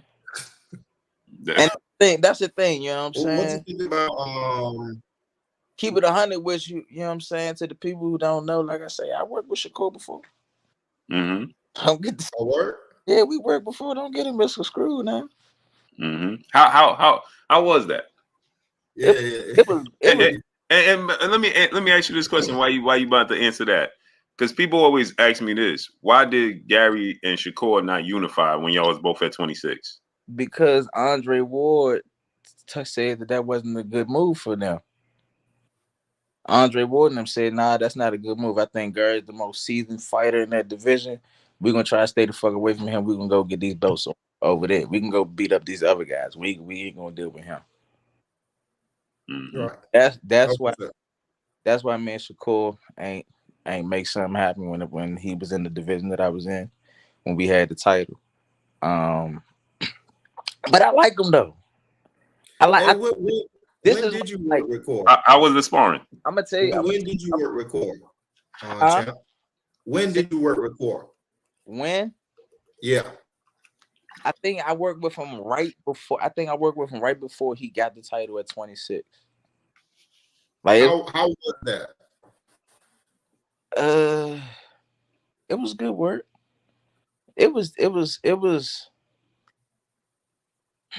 They was coming to test the waters. Right. If you want me to be honest with you, they was coming to test the waters. His coach, K Corona, you know what I'm saying? I knew K. We came up in the amateurs together. Me and K Corona. And they wanted to test the waters. They like, shit, Shawty, we think you nice, but you know what I'm saying? We gotta see where you really at. We're gonna bring you down there to the motherfucking dungeon. We're gonna give you some of that motherfucking dog work. So they wanted to come. They brought him down. You know what I'm saying? He came. Yeah. It was good work. You know what I'm saying? He. If you want me to be honest with you, I felt like at the conclusion of the work, he knew that he needed to learn how to tread water a little better. You know what I'm saying? Like that's not necessarily like a shot. Right. No. I get it. In my head, it's not necessarily a shot at Shakur. Right. Like I say, I was a world champion before. I was a world champion before Tank and these dudes was even a professional boxing fighter. pros. Right. And so when we did work, it was good work, but I think he was able to see like, oh nah, it is different levels to skill. You know what I'm saying? Right. It's levels to skill. You know what I'm saying? And that's honestly, that's one of the reasons why that's why I really like Shakur. You know what I'm saying? A lot of work, a lot of dudes be on some scary shit. You know what I'm saying? And even if they do work, a lot of people they try to spin the story to make it seem like the spawn went different or went Right. they try to make it seem like the spawn went different or fabricate the story. You know, I Right. never personally, I was never one of them guys to actually go and tell people about my spawn or about my work or try to down anybody that I work with. Right. But when You got a phone call. I think that's StreamYard. Oh, man. No, you got a phone call. Yeah, that's what that is. Pushing him off.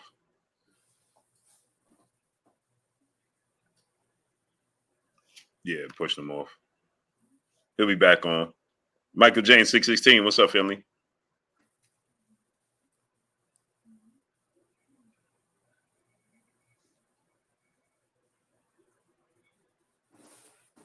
Yeah, asking if Antuanne coming on.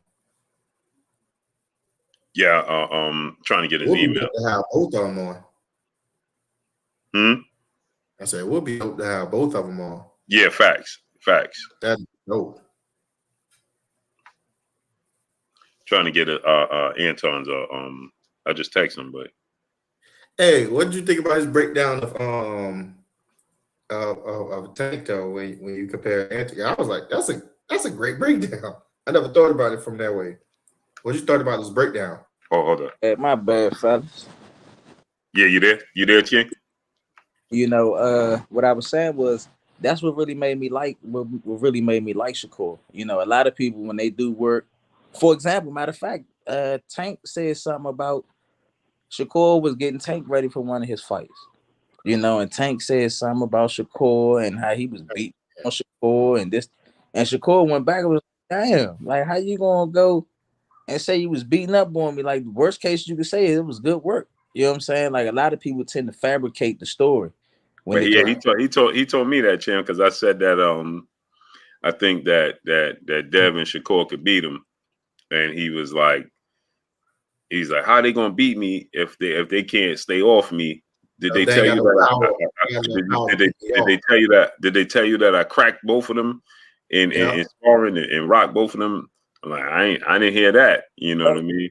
And my thing is this: that could be possible, but this is what I was saying. He fabricated. I guarantee you, within the work with Tank and Shakur, I guarantee you, Shakur was the one that was dictating what was going on. He was the one that was throwing the more shots and everything else. Tank just looking for one or two hard punches. Shakur got throwing more output and everything else.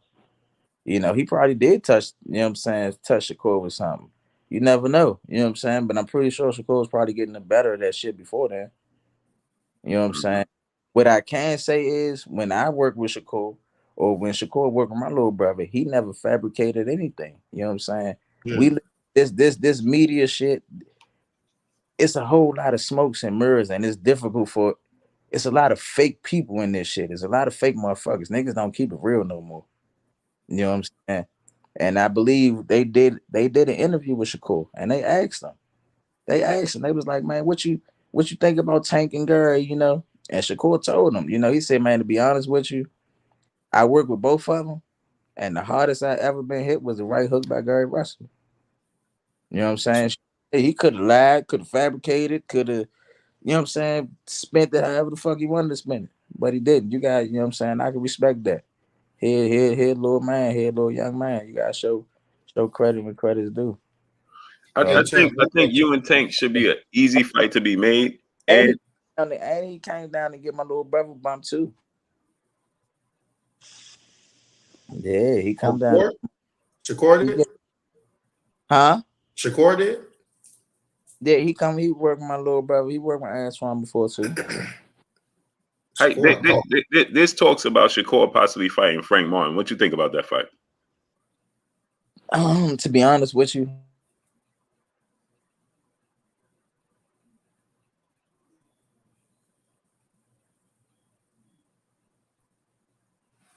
You think that's StreamYard, or you think he got another call? Yeah, that's a call. Yeah, give me a call.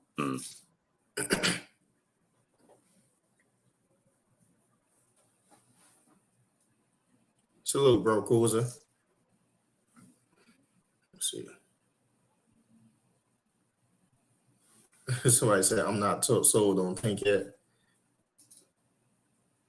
Larry Lopez is getting good. Yeah, I know, bro, Cruiser is getting good and everything. We got 500 people in the chat. Hey, y'all hit the smash the like button. Chat? Blowing me up, man. They keep blowing me up, man. Yeah.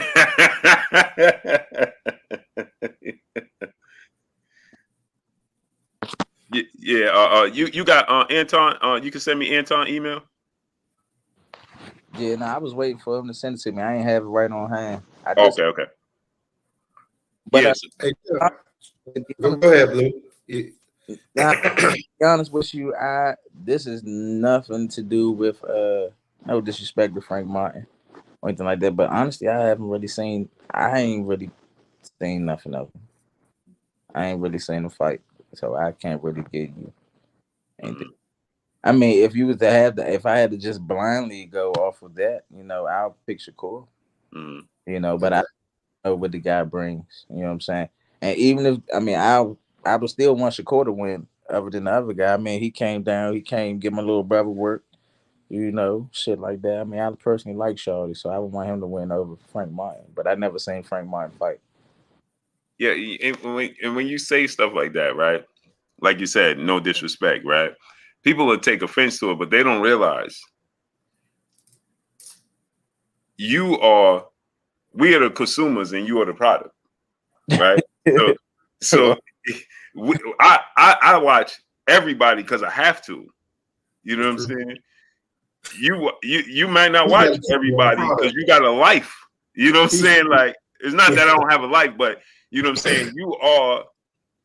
You are the fighter. You know what I mean? So you doing so many different things that you may not be in tune with this fighter way over here and that fighter over there. Like, you know what I mean? To be honest with you, a lot of times, man, if I'm watching boxing, it got to be somebody that I like. I think the sport is getting so fucked up now, man. It's getting so watered the fuck down that, like, I don't even be watching this shit half the time now because there be some bullshit going on. People fighting, you already know what the outcome going to be. He about to fight a straight duck. He about to fight a cab driver. All right, I don't want to see that shit. I ain't watching that shit. You know what I'm saying? I want to see some real bump. I want to see the best compete against the best. The motherfuckers with the belts and shit. I want to see them fight. That's the shit I want to see. So, and then even when it comes to like the guys that you mentioned, a lot of times I don't pay attention to some of the literal weight class or the weight classes unless they in my motherfucking crosshairs. Unless it's somebody that I might possibly have to see. You know what I'm saying? Possibly have to bump with, then I probably watch a fight or two. And that I've been doing this shit so long, I don't even watch the whole fucking fight. I don't even watch the whole fight of a motherfucking shit. All I need is I want to see the 4th round, and then I probably skip fast forward to about the motherfucking 9th, 10th round, and watch that. Then I probably do that twice, 2 different fights. After that, that's all I need to see. Brother Joshua Gresham in the super chat dropping that Cinco on us in the super chat. He said, Blue, ask him about his bro dropping from the WBA to fight Rolly. Hey, that'd be sweet. Rolly killed. Man, Rolly killed. Hey, Rolly, I ain't gonna lie. Rolly is another one that I personally like. I personally like Rolly. Hey, that's what I say all the time.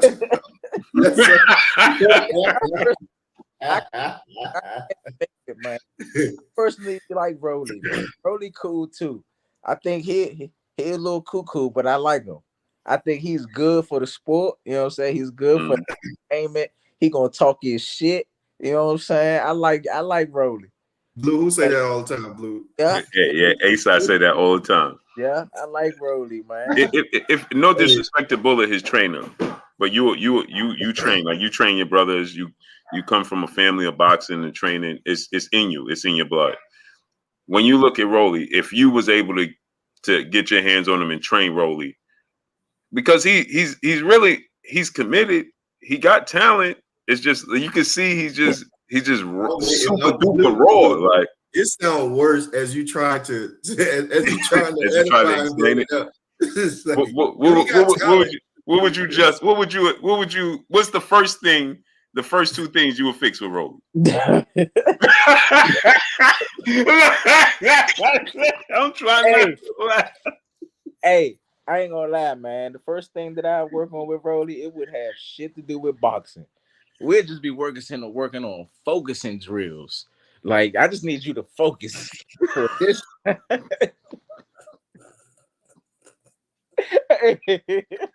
Yo, I'm out, man. Y'all bad for boxing, man. Yo, Champ.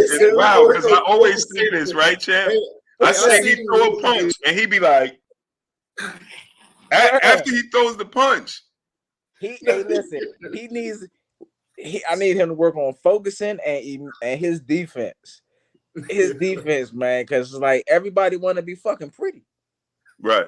Hey, Floyd said focusing. Hey, Floyd fucked everybody up with that shit. Everybody want to be pretty. The champ said focus. I ain't gonna lie. This is a drill. I don't really tell people this shit, but this is the drill that I normally do, right? I don't let people in on that. Hey, Blue, Blue. I don't tell people this shit. Champ, funny thing is, that was one of my questions I was gonna ask you tonight. It literally was hold on. This was my question. Let him drop that secret first. Yeah. No, it isn't a secret. This was the question though. This was crazy. It was, can you recall a specific training drill that you believe has made a sufficient impact on your skills? That was literally a question I was gonna ask him, and he about to answer it. Hey, no, but that's so crazy. She was gonna ask that question, so you was gonna make me spill the beans any motherfucker. Yeah, that's crazy. So look, this is something that I would do. Anybody could do this shit. Anybody can do this shit. I mean, normally now, I got a lot of children. So I got a room. I cut the lights off, whatever the situation is. Close your eyes and think of any color. Now this is where it gets it can go anyway. As of now, we can just make it simple. We just think of a color. It could be blue, purple, black, whatever your preference is. Mm-hmm. Close your eyes and think of that color. Envision that color in your head and see how long. Damn. That was crazy. And that was well timed. That call was well timed. And see how long it went off. That was on. That was crazy. That was crazy. Yo, Jalen, did you? A-Side, you went out too, bro. I'm out? Yeah, you went out. Now you blurry and frozen. Oh, for real? They got me, Blue. Yeah. Try to go out and come back in. Hurry up. Huh? Try to go out and come back in. Bet.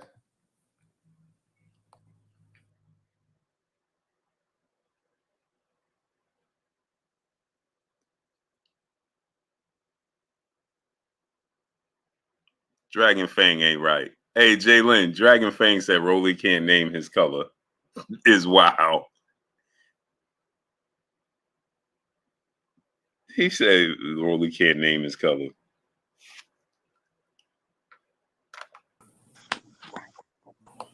Man, y'all both came back right at the same time. I apologize, fellas. Hey, no, that was crazy, champ. When you said y'all both went out.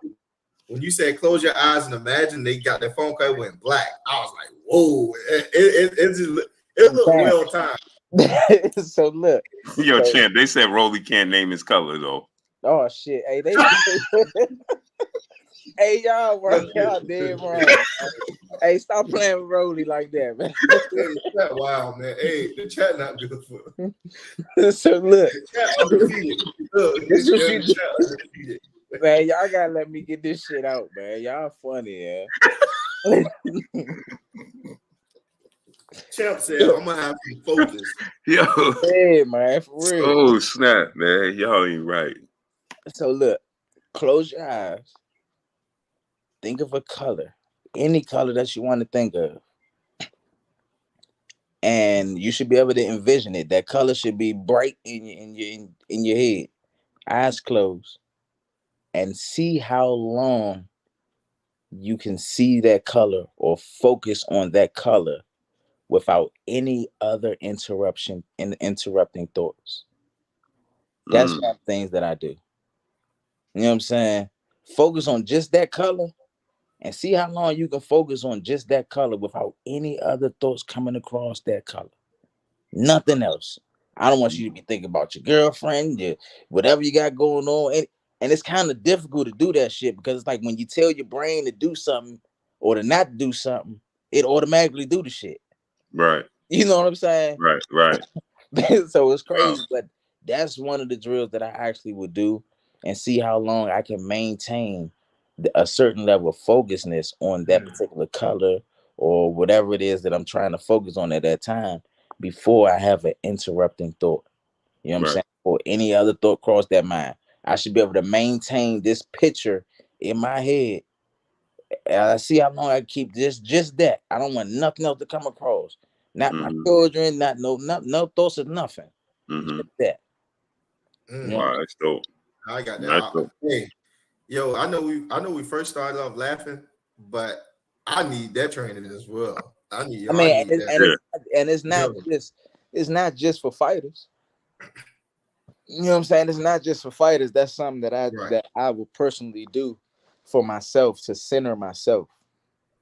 You know, hey Tim, Jalen said, so after 10 seconds, what next after that?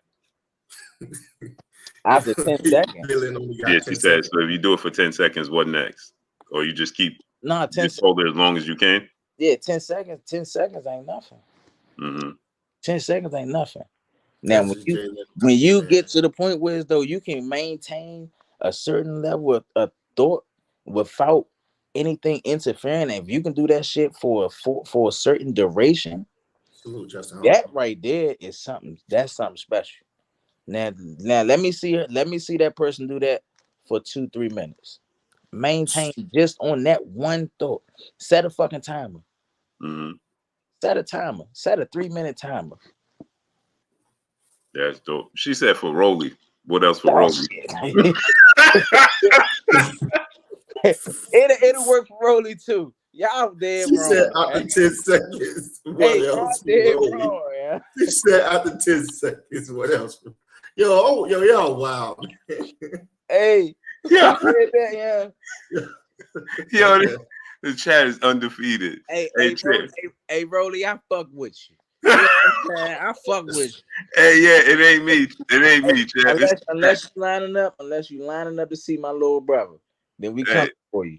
We on your ass. Speaking of Twan, right? Yeah. The chat is asking. We know him and Boots fought 4 times, and he's 3-1 against Boots in the amateurs. Is that what it is?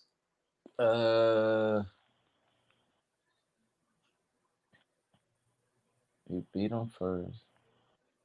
Nah, they fought 3 times. Oh, it's 3 times. I think they fought 3 times. Okay. So that's a fun fact, right? Me, Flo, this is crazy as fuck. I'm putting the order in which that they gave it to me. Okay. Vander Holyfield, Floyd Mayweather. Was it fucking Roy? I don't know if it was Roy. Maybe Roy, but it was Evander Holyfield, Floyd Mayweather for sure. I know them 2 for sure. Me and my younger brother Antuanne. Roy might be in there. I don't know that for sure. But we are the only people, and it was just one other guy, a little Spanish kid. We're the only people that going into the Olympic trials lost our very first fight and fell into the losers bracket and you have to win 6 straight fights to win your way back out of the losers bracket, and then beat the person that you lost to twice in order to win the whole thing. Wow. Me, Evander Holyfield, Roy Jones Jr., Antuanne Russell, and it's another little Spanish kid that did the shit too. We the only ones that did it. So it's just 5 people. Said he, it's 6. Yeah, it was 6 total. Yeah. He lost. He lost to Boots the very first night of the tournament, and I remember it. It was so fucking funny. It was very similar to mine. He lost to Boots the very first night of the tournament, and now he falls into the losers bracket. You got to fight your way out of the losers bracket. Mm-hmm. Win like 3 straight to get out of the losers bracket, and then the guy that you lost to, hopefully he keeps winning. Then he gets a bye one day, but you don't get the bye because you got to fight your way out the losers bracket. Mm-hmm. So fight 3 different guys, beat all 3 of them guys. You know what I'm saying? Then you go into the semifinals, and then you got to fight that guy. Wow. Got to be like 4 different guys, and then you got to beat you lost to. He got you. It's a double elimination. Mm-hmm. So you got to lose twice. So he's the one that nobody else eliminated Boots. He's the only one that eliminated Boots. Boots won 5 straight fights. Mm-hmm. If he 6, he would have won the whole tournament. But he won 5 straight because he beat my little brother the first night. He beat him by like a couple points. Mm-hmm. Beat him the first night, and he won the rest of his fights. But then my little brother won all 5 of his fights, and then beat Boots twice. Wow, that's crazy. No, that's crazy. Yeah. Now, in the professionals, people always ask me, how do they fare in the professionals? Do you see it? Obviously, Boots was that because I saw one was at 141, right? The weight was 141. Boots is now 47. Right. What differences do you see in Boots today's time? Obviously, they both grew.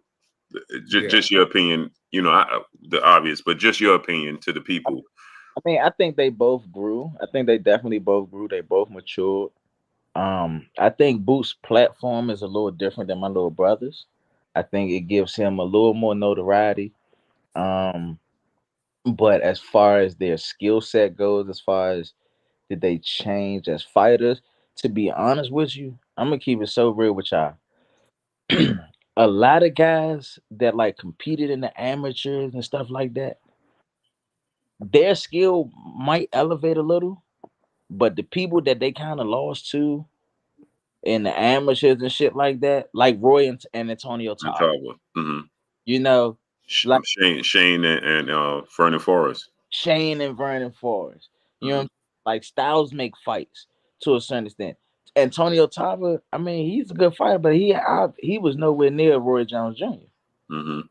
But his style, he just was a little awkward and kind of weird. He just had the key code to that shit. Mm-hmm. You know, and I feel like the fact that it's no headgear no more gives both of them, a puncher's chance a little more, but I feel as though the outcome will be very, very similar.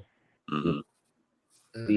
Now, let me ask you this, champ, because it's funny because I was just rewatching actually Well Connected. He sent me 2 of the fights because I saw clips of them in the amateurs, but I never saw the whole time, right? And when I was watching it, I'm like, and just your assessment of it, I'm watching, I'm like, damn, Boots ain't comfortable with the southpaw. Nope. And Anton kept catching him, and it's like he didn't see it. Am I right when I say that? Yeah, I'm a technician in the ring. Antoine just want to run you over. You know what I'm saying? But the difference is, even though he want to run you the fuck over, when you add a little bit of that technician shit into it, that's a bad motherfucker. Right. You know what I'm saying? So Antoine, yeah, he did kept touching it with certain shit because we called it. We was telling him to do certain things. I think what the difference is, I don't see a certain level of versatility with Boots. I think he's good. I think he's definitely good. I think uh, uh, stuff that they talking about him fighting. I think he can get the fucking Charlo's a problem. You know. Yeah, you talking about him, Champ, you say Keith you don't Thurman. see him. Yeah, Yeah, definitely. he could probably Keith got some pop though. Keith got some pop. Boost still be just like getting touched with little stupid shit here and there. That's what I want you to expand on. When you say he don't have as much versatility, what do you mean by that? I feel like he's a good boxer. You know, I think he's a good boxer. He's a good technician. I think sometimes his inside game isn't the best. When somebody's really, if someone gives him the opportunity to lead the dance, he's going to lead the dance. You know, Okay. they say, fuck all that trying to make this shit pretty. I'm about to bring this shit to you. I'm about to start sending these motherfucking dumbbells. And now you gotta deal with it. That's when I think it's gonna get it things to start getting a little flaky for Boots. You know, Okay. I think those areas is the areas that he needs to touch up on. And instead of him working on filling that void with like filling the void of his uncomfortableness with a certain level of pressure, he'll fill that void with showboating. You know what I mean? He'll, Mm. You're not he'll lying about that. You're say it not again. lying about that. I say you're not lying about that. He'll fill that void with more so showboating. My definition of showboating, fuck showboating. If you can showboat, that means you have a certain level of comfortability and you got the measure of your man. If you got the measure of your man and you are that comfortable, fuck showboating. Let me see you be more efficient and get him the fuck up out of here. I agree with that. That's how you showboat. Showboat by motherfucking being. Let me see this controlled chaos, and you go. Look. Let me see this controlled chaos and get this boy up out here. Go shut my door, baby. You know what I'm So saying? what do you think about a Boots versus a Hold Crawford? on 1 second. We got a Saw M. Cobb brother dropping that Cinco on us in the super chat. He said, "Keep that unk glowing and them hands flowing. Make them hush." G. Russ, salute. Oh man, That's what's appreciate. up. Yes, sir. Elvis Ortiz brother in the super chat dropping that Cinco on us in the super chat. Blue, ask Gary if he wants that rematch with Loma. Hell yeah. Hell yeah. Hey, you know what? That's what I want to ask you too, champ. While we on that, what did you think about the Damon and Loma fight? To be honest with you, I honestly I was a little torn. I still gave Devin the edge. I thought that good. This is before me actually seeing the fight. I still gave Devin the edge going into the fight. I thought Devin would probably try to keep him long, going box and try to, make him running the shots and stuff. I also looked at the fact that Lomachenko, he's older, so I felt like just his time in the ring, just experience in general, would probably possibly take over in that fight. But I still thought Devin was going to be athletic enough to keep him at the end. But when I seen the fight, man, I thought Lomachenko took it to him. I thought Lomachenko was just like taking it to him. He made it real uncomfortable for Devin. So what people keep asking, they always ask, what about now I already me and you have personal conversations and private conversations, but with the Lomachenko fight, people always ask what happened with the Lomachenko fight. Gary didn't look like himself.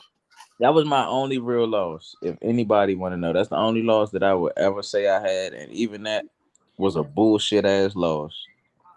If I knew what I knew now, I would have did shit completely different. Mm-hmm. To the people that don't know, that was my first opportunity to compete for a title. All training camp, my training camps anyway is at least 8 weeks. The training camp that for that particular fight, we was using someone else's scale, a strength conditioning coach's scale, and we was making weight. Our entire 8 weeks was cutting weight on that particular scale. I was a pound over on that scale, but when we went out, once we used the actual trial scale, I found out that the scale that we were weighing in on my whole entire 8 weeks was 5 pounds, 5 pounds off. So I'm a pound over on that scale. When I get on the actual trial scale, I'm 6.5 pounds overweight. I gotta lose all this motherfucking weight. If I knew what I knew now, this is why I say information a bad motherfucker. Because if I knew what I knew now, I would have said, fuck cutting that weight. Y'all can find me and we gonna boogie. I'm gonna beat your ass, and I guess I just won't get the title.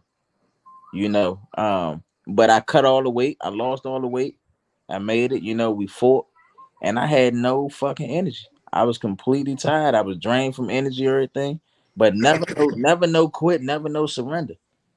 Never no quit, never no surrender. It was a knockdown in the fight. I actually knocked him on his ass in that fight. They didn't call it. If they would have called it, it would have been a draw at best. So we ain't gonna cry with spilled milk, but I definitely love to run back. Bro Kuza, brother, Bro Kuza in the super chat, dropping that cinco on us in the super chat. He said, "Who you got, Gary, Dev, or Shakur? Trying to gain more confidence in my bet with Blue." I feel like Shakur is a better.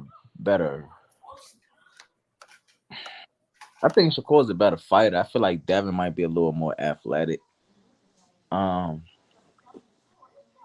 I probably go with Shakur. I don't know. It's a I don't know. Depends on the jump. I think Shakur is more in control. Will be a more controlled fighter than Devin is. I don't know who I'd be leaning towards on that fight. Boxing Hacker brother dropping that cinco on us in the super chat. He said, "Gary, why we already answered that. Why did the Shakur fight not happen? And is that someone you consider fighting in the future? What would that fight look like?" I mean, shit. If it was good money on the line, if it was good money on the line, we can definitely make something shake. I mean, I wasn't deterred from it in the first place when it happened. When we was in the same division. He's just someone that I personally like. It ain't too many people in the sport that I can say that I like it personally anyway. But fuck yeah. If they ain't trying, like I told y'all who I want, but if they ain't trying to make something shake and they trying to drop that chicken, let's make something shake. Facts. Go ahead, A-side. You can hear me? You frozen again. Yeah, I can hear you. I'm sitting if I'm frozen. Am I frozen? No, you moving now. It's a little lagging though, but you there. Okay, StreamYard. It's StreamYard. So it's on me? Yeah. Well, yeah, what you were saying now? Oh no. I was listening to the great brother. But I did have a question I wanted to ask you if you was done, champ. What's up? So what would you say is one of the most surprising lessons that you have learned from boxing on your journey that no one taught you, that you learned it on your own?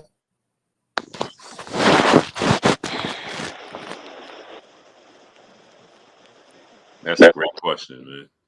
Good question. That no one taught me. That's a good one, champ. That's a good one. You got to think on that one. That nobody told me. This business is vicious as eating motherfucker. If you it's the ounce of this shit right here.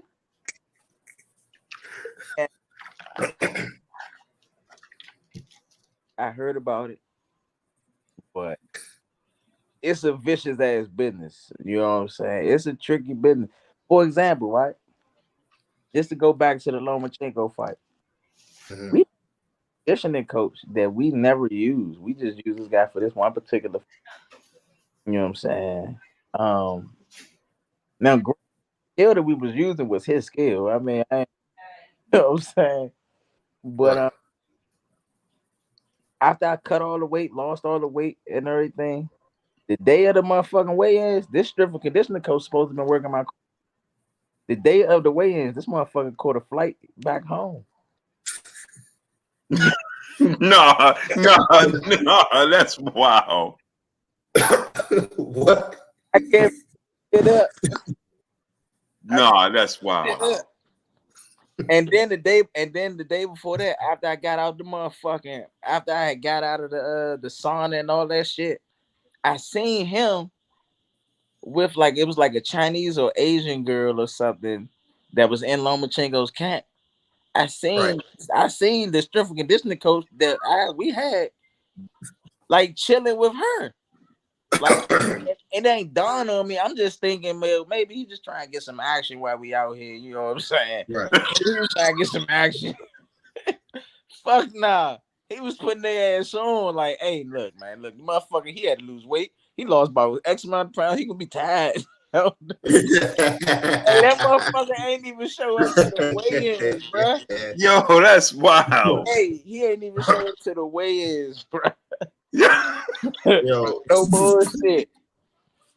So the business get real shiesty, man. It gets shiesty.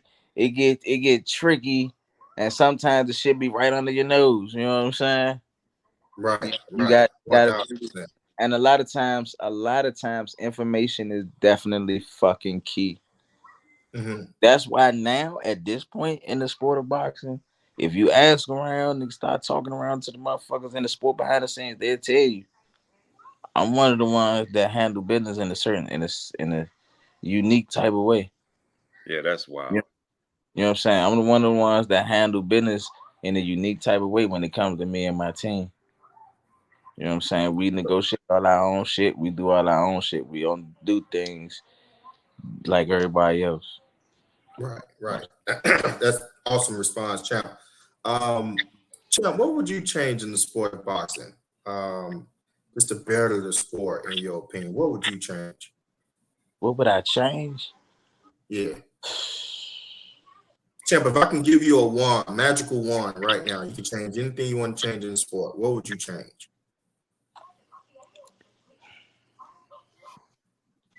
For one, I'd probably change a couple things.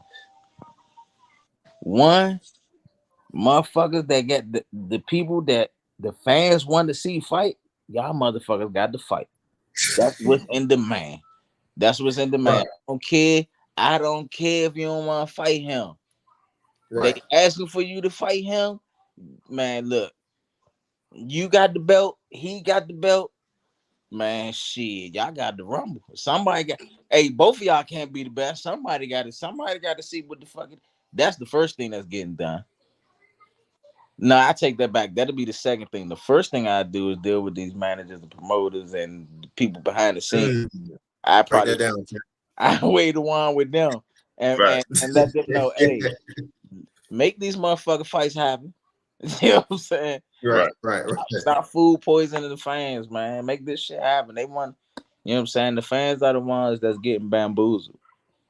Y'all the ones that's really getting bamboozled. Y'all want to see the best people fight the best, you know. And then when they do tend to fight each other, it's still some bullshit because they done waited till the person done got over the hill. They done waited till the person ain't even in his prime no more. And now they just trying to use him to put a name on somebody else's belt. You know what I'm saying? Up under somebody else's notch. Mm-hmm. It's stuff like that I would probably get rid of. You know what I'm saying? Let these guys compete. Let the best compete against the best. Okay. Nah, Champ, hey, I'm feeling that 1,000%. Now I gotta ask you this, right? Because I mean you've been spot on tonight. Just the way that you think is awesome. What do you think about that Crawford versus Boots, man? What do you think about that matchup? Crawford versus who? Crawford Boots? versus Boots. To be honest with you, I think it'd be too soon for I think it'll be risky for Terrence to fight him. What? Oh, okay. Why do you think that? Because Boots is so. See, this is where the contradiction come in. This is why I'm gonna contradict myself a little bit. Okay. Because you want the best to compete against the best, you know, But you do want your fighter to at least have a certain. You want your fighter to have time to develop before you start putting them in with certain fights. You know, I think right now, Terrence is he just beat Errol. Now granted, I'm still on the fence with that shit. I'm definitely still on the fence with that. But I think it'd be too risky for Terrence. I think Boots is gonna bring it to him. He's got somebody that's young, a young line that's gonna come. He's gonna take chances. He's gonna be much more agile than Errol Spence was. You know what I'm saying? He's gonna be more active than Errol Spence was. Yeah, but that'll make for a great fight, champ. And let's be It honest, would make Boots it would is make for it definitely would make for a good fight. I just don't think that it'd be a good fight for Terrence. I don't think that it would make sense for Terrence to fight him at this point. Do Boots got a belt? nah, he don't. Okay, he don't got no But motherfucker. he is the mandatory though. He's absolutely the mandatory. See, well, guess what? Too bad, so fucking sad. He the mandatory. Hey, well, Terrence. Hey, Terrence. Terrence. Only thing that trumps. Hey, look.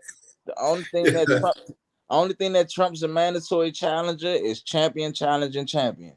So if you ain't trying to fight another champion, and if it was Terrence, if you want to be honest, if it was me, Okay. this is just business, just straight business. If it was me, I would rather fight another champion. You know what I'm saying? That's going to generate more revenue versus me giving somebody or me fighting somebody else that don't have the motherfucking title, and I'm not going to make as much money if I was going to fight somebody else that has the title. You know what I'm saying? I can see where you coming from. I can see where you coming from with that. I get where you coming from. I can see Terrence would be better off trying to jump a couple weights to fight Canelo or fighting fucking one of the Charlo than fighting Boots. I think if he fight Canelo or Charlo, he will be in a position to generate more revenue. Yeah. But if he was to fight Boots, he'd probably still make decent money, but he wouldn't make as good money as he would if he was fight Canelo or the Charlo, and it's still just as fucking risky. Mm-hmm. Yeah. You know what I'm saying? So I mean, let's make this shit make sense. Mm-hmm. You know what I'm saying? Realistically speaking, that just like some fantasy fight shit, then I guess. But just business wise, you know what I'm saying? Doing what's best for you and your career, that's the direction that he should go. Now, Champ, you said that with the Errol and Crawford, what did you think of that fight and how you feel the rematch gonna play out? I'm not a doctor. Mm-hmm. And opinions like assholes. Everybody got one. But I can tell you this. Something was fucking wrong with Errol before they fought. I don't care what nobody say. Like I said, you can think whatever you want. Something was wrong with Errol before he fought. Not physically, but neurologically, something was fucking wrong with him before he fought. Mm-hmm. A lot of people could say it has something to do with him losing weight. It could, maybe, very possible, very fucking possible. But from what I seen, I watched something. I want to say like a couple days before the fight. He was in the gym working out, and his equilibrium was off. Like just his balance and shit was off. Everything. His coach, like he was working the mitts. His coach like swung for him to like block or something. He didn't even swing this shit hard. And it tried like touched his glove. He fell all the way across the ring and shit. I'm like, what the fuck? He threw one punch. He was hitting the bag or something, and he threw a jab, and he threw it like with both hands. Like he punched with both hands at one time. I'm like, something is fucking off. Something ain't right with him. Like I say, I'm not a fucking doctor, but I've seen people have strokes or seizures and etc. And they have to really learn how to re-walk all over again. I'm not saying that he was at that point, but I felt like from what I seen, he was like a stage or two above that. Like his balance was off, his equilibrium was off, like everything was just fucking off. You know what I'm saying? It's like I'm a fellow competitor in this sport. I don't, motherfucker, this shit ain't fake. You know what I'm saying? It's not no, like I say, WWE. People really get knocked the fuck out. You know what I'm saying? I don't know if it was something with his accident, and he competed after the accident. You know, he competed after the accident, so I don't know if something occurred within camp or I don't know. But I'm telling you, to be honest with you, I would like to see him like work out or some shit like that before I even would want to watch Errol fight. Cause I'll be too concerned. He don't even have to fight somebody that's a good fighter. He can just fight somebody that's a little heavy-handed and take one too many fucking punches. You know what I'm saying? In his next fucking fight. And he could fuck around and lead this bitch in that square circle. You know what I'm saying? We don't know what type of damages has been done to the brain. You know what I'm saying? And stuff like that. And I don't think that the damages occurred from the fight. I think it was some shit that was going on before that fight that caused for him not to be able to pull the trigger like he wanted to, and caused for him to be, he was already kind of like a flat-footed fighter a little bit, but he was like super slow. His balance was off. Certain shots that didn't even hit him, that just grazed him. He acting like he about to fall all down and shit. I'm like, what the fuck? Something was wrong, man. I would want him to go to the fucking doctors and get some second opinions and stuff like that before he fight again. In my personal opinion. Yeah. Do you think though, just based off what you've seen, because what I saw, I don't see, if like you said, if that version of him come back in the ring, I don't see no wins, even at 154. Even at 154. And this is the thing, it's not like you don't see no wins at 54 with anybody at the way that he was looking. And I ain't gonna lie. Now, I'm not taking credit from Terrence. Because if I get in that motherfucker with somebody that's compromised, I'm gonna burn your ass up too. Don't get the fuck in here. I'm gonna burn your ass up too. You know what I'm saying? So I'm not trying to discredit him from doing anything. If you fight someone that's compromised, you're supposed to take advantage of him. But I felt like he just couldn't match the gas like he wanted to. He couldn't do none of the shit he wanted. His balance was off, equilibrium was off, like coordination and rhythm and everything was just off. Everything was just off, man. And I would want him to go to the fucking doctor to get some second opinions before he go and compete again. How you see Bud and Jamel Charlo play out?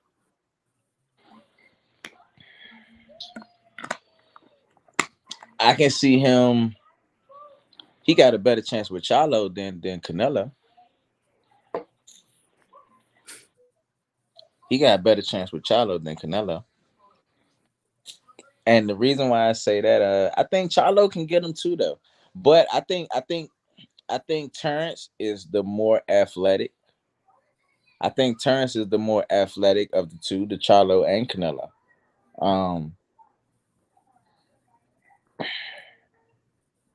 But I got my reservations. I still got reservations with the Charlos because I don't feel like they truly reached their full potential.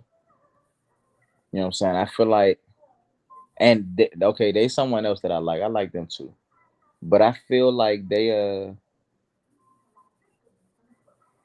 so caught up in the smokes and the mirrors, man. Like I think it's a percentage of them that's caught up on the Instagrams and the social medias and the look at me type, where though they never truly fully indulge into what they need to indulge into. You know what I mean?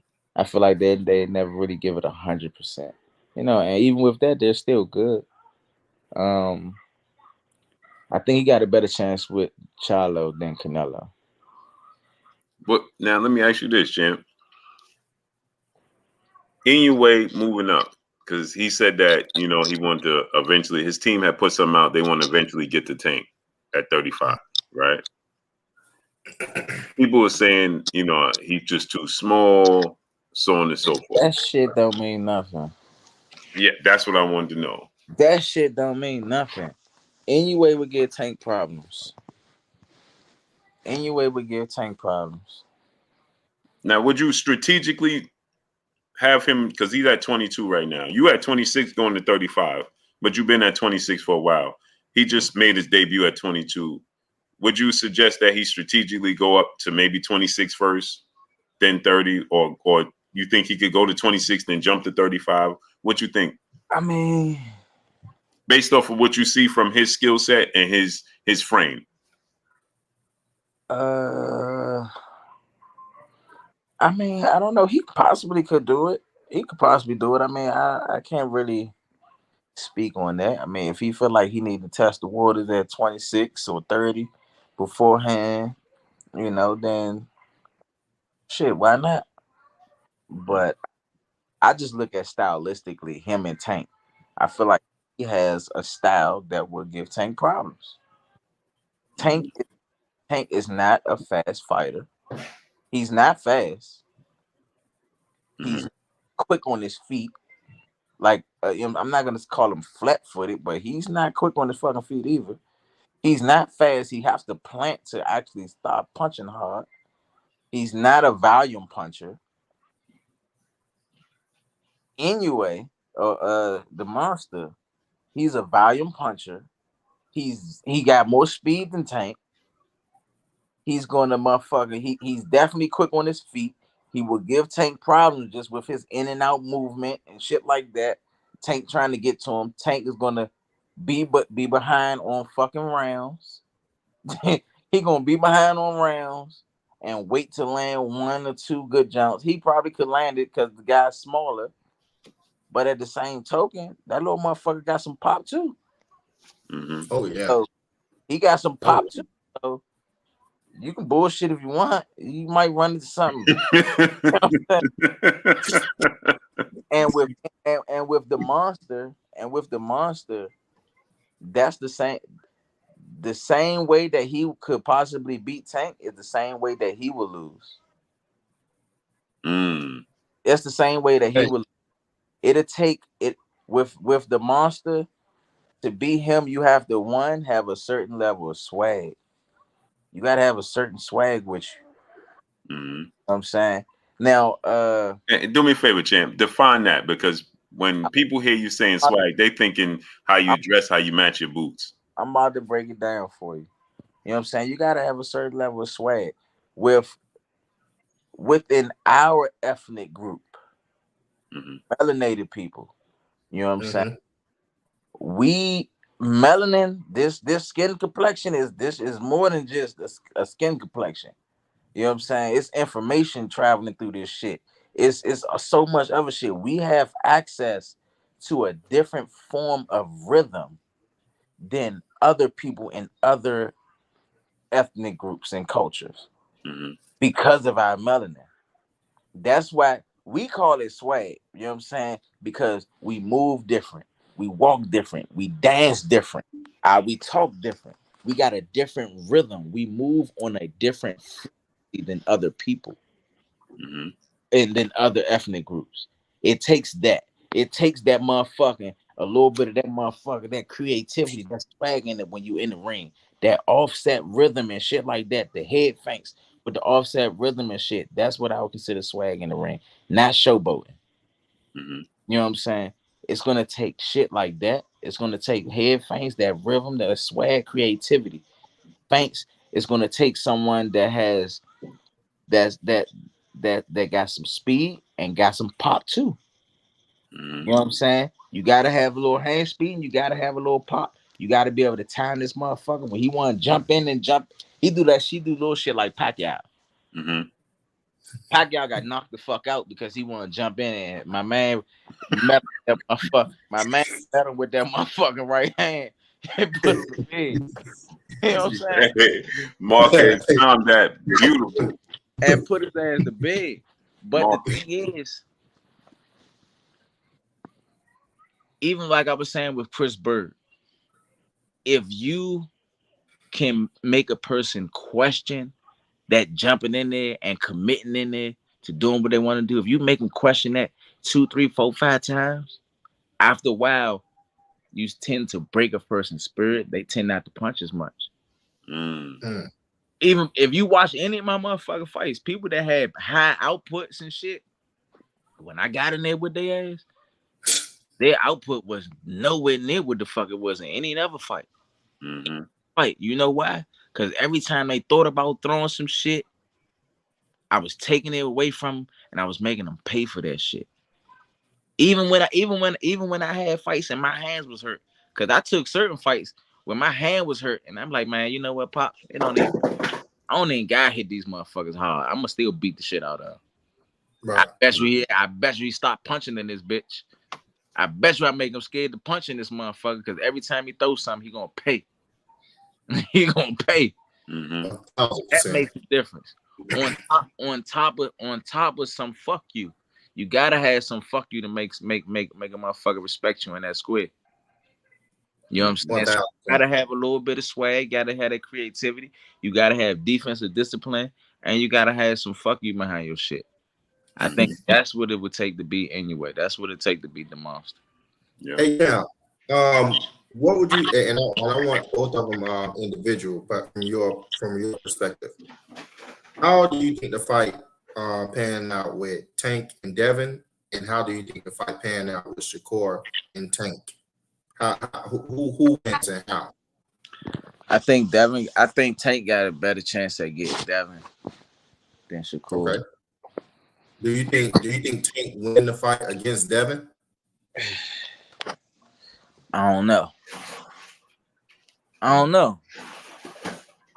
If Tank can, Devin showed that he kind of crack under pressure. He's not comfortable with a certain level of pressure.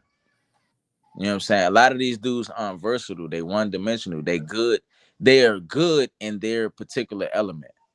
But when you take them out of that element, okay, you're a good boxer, but let me see you start walking at a motherfucker and be just as good. Let me see if your inside game is just as creative.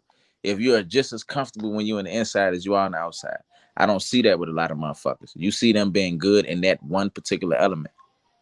Right. That's the difference. You know, so if Tank was able to motherfucking start closing the distance, walking them down and getting real physical, letting his hands go, which you never know. Tank don't really punch that much. He don't throw a lot of punches. Right. He don't really punch volumes like that. I think it'll take for somebody that's going to actually punch in volumes and close the distance and make Devin uncomfortable in order to start landing certain shit.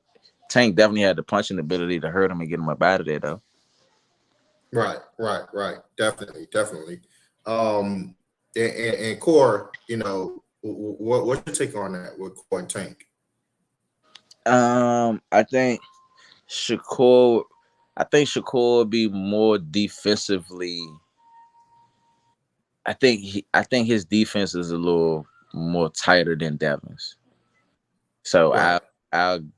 I'll just give it to him because of that. Yeah, I give it to him because of that. I think his defense is a little better than Devin's. Okay. This is my last question. So let me get the super chat real quick. Dietrich Shellman, brother in the super chat, dropping a cinco on us in the super chat. He says, salute to you, Blue, bringing in the people's champ, Mr. Gary Russell Jr. Can't wait to see you back in the ring, champ. Oh, man. Yes, sir. Grandmaster X, brother in super chat, dropping that half a dub on us in the super chat. Salute, King Gary, the OG. I love how he's in his bro's corner. Wise y'all got a bright future. In Gary's opinion, who is the best boxer and corner coach duo in history? I don't even know if I can answer that one. Boxer and what? It's a trainer fighter duo. Shit, me and my little brother there. Me and my little brothers. Fuck that. Hey, I ain't never seen a boxer coach and both of them Olympians. You know what I'm saying? That was now granted, a lot of these fighters, they not homegrown. What I mean by homegrown is right now today as a professional fighter, They not training with the same training that they had when they started. They Frankenstein fighters. Somebody started them off and taught us some shit. Then somebody else taught us something. Now they don't like this coach no more. So I'm about to leave him. I'm gonna go to another coach. You know what I'm saying? And now that coach got the finished product and he taking all the credit for some work that somebody else did. Me and my little brothers, we homegrown. We got the same trainer. So, you know what I'm saying? Ain't nobody did nothing with us but pops. You know what I'm saying? We homegrown. The statistics to being a fucking Olympian is like 0.1% to become a fucking Olympian. My father created two, as well as the longest reigning world champion in the sport of boxing. And now I'm taking over, you know what I'm saying, training my younger brother, teaching him the same credo that was taught to me. Now with that, right? I'm glad you said that. You know, your pops passed that on. And we seen you and your brothers in the corner. When did he start passing the torch to you guys as trainers? I mean, to be honest with you, I was always boxing before. I was competing before any of my younger brothers. A lot of them started competing because they seen me coming back from tournaments and, you know what I'm saying, stuff like that. So when they got in it, they didn't really, you know what I'm saying, they just trying to mimic everything I'm doing. So I'm just like basically putting them on, and whatever Pops had me doing, I was reiterating to my little brothers. Or even if Pops wasn't there, I was always disciplined. I was the type of fighter. Pops be like, all right, look, man, I need you to go running today. I need you to do this too, and then we're gonna meet at the gym, such and such. You ain't have to motherfucker stand over top of me. That shit getting done. And I ain't gonna cheat myself either. Matter of fact, I'm gonna do a little extra. You know what I'm saying? That's just me. You know what I'm saying? That's just me. You know, and I was always the one that was reiterating everything or putting my little brothers on, like, nah, bro, look, I need you to do this. No, that's not how it's done. This is how we gotta do this shit, bro. You know what I'm saying? Even when my little brothers became professional, you know, when it came to negotiating certain contracts and deals and stuff like that, you know, I still be the one. Pops will say, have something in mind, and I'd be like, hey, Pops. Hey man, nah, fuck that, Dad. Look, what you think about this? Man, they should be on such and such card. They should be on this jump. He's like, you know what, Shorty, you right. You know what I'm saying? We was always hand in hand, you know, when it came to that, you know. And iron sharpens iron, man. Ain't nobody gonna look out for my little dogs more than I do. Ain't nobody gonna love them more than I love them. You know what I'm saying? And just like it was with Pops, you know what I'm saying? You gotta have a certain level of trust, belief, and faith in what your corner is telling you to do, to go out there and even attempt to do that shit. You know good and well, I ain't gonna tell you nothing wrong, Shawty. Right. I've been there, done that shit. It's tried and proven. Right. You know what I'm saying? This shit tried and proven. Fact. I like that. Go ahead, Asap. What you was? No, man. I just had one last question. You know, before you get up out of here, champ. Hey, help us go to that moment when you realized you made it. It was something. It's something that stuck out to you, like, oh man, wow. You know, anything. You know, just give us a story on. You know, it's like, dang, I made it. To be honest with you, I think that's a stagnant mentality to sit back and say I made it. So if you want me to be real with you, so I never really looked at it like I made it or anything like that. You know, it's always room for growth, always room for elevation.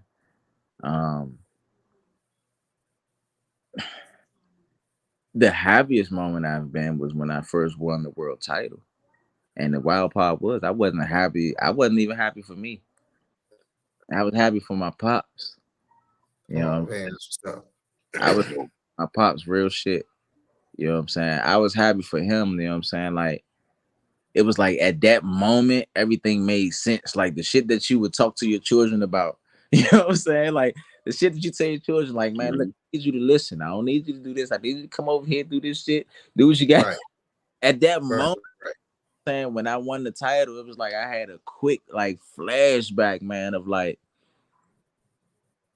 just all the tournaments, the smoker shows and tournaments and blood, the sweat and the tears, all the, you know what I'm saying, the traveling and, you know what I'm saying, the money that Pops had to pull together and scrape up just to make shit shake so we can go to certain tournaments and certain shows just so we can get, you know what I'm saying? We came from the murder capital. I'm definitely a product of the environment. You know what I'm saying? Like when I was young, in order to get spawned, we used to go to the hood. We used to go to the trenches with motherfuckers getting smoked at. Pops know all the dope boys, all the drug dealers, all the, you know what I'm saying? We going where all the bad youngers at, man. Where all the youngers at that be around this motherfucker fighting? Man, Pops going to all the dope boys, all the youngers, all the niggas around the way. Said and done, we got about 15, 20 youngers from all different ages and sizes and shit, just so I can get spawned for certain tournaments and shit, because with nobody in the area give me no work. Wow. Pops giving all the little young, Pops giving all the little youngers $5, $10 just to come get their ass scorched for me, and betting betting all the hood niggas, man. Shit, I bet my younger fuck him up. I bet my younger, you know what I'm saying? Right. Taking their money, paying the youngest to get spanked, you know what I'm saying? Right. You know, every moment, man, of me, you know, winning the title, that's what went through my head. You know what I'm saying? I had gratitude for my father. I was grateful for my pops. You know, and it was like, fuck this belt for me. Like, Pop, this for you. Like, thank you for all the work you put in. You know what I'm saying? I see, you know what I'm saying, all the work you put in, all the sweat you put in, all the bullshit, everything. You know what I'm saying? Pop, this for you, dog. Like, I ain't win this shit. You won this shit. Right. You know what I'm saying? So that was a moment for me. You know what I'm saying? But as far as me's feelings and though, like, yeah, I made it. I never felt like that's it right there, man. To me, that's an I made it moment if I never heard it in my life, man. That's beautiful. That's what it was. You know what I'm saying? Like, even I ain't gonna lie, I don't remember the last time I celebrated my birthday within the last 4, 5, 6 years. You know, wow. And it's not even because I don't want to celebrate my birthday. It's just every year on my birthday, it's like, all right, cool. What the fuck I got to show for the time that I've been here? You know what I'm saying? What do I got to show for the time I've been here? Fuck all the bullshit, the smoke and the mirrors. I'm talking about the real shit. You know what I'm saying? I got babies. What I got to show for my young? You know, they got shit situated. I got shit put up for them. You know what I'm saying? I think about real grown man shit. You know, fuck.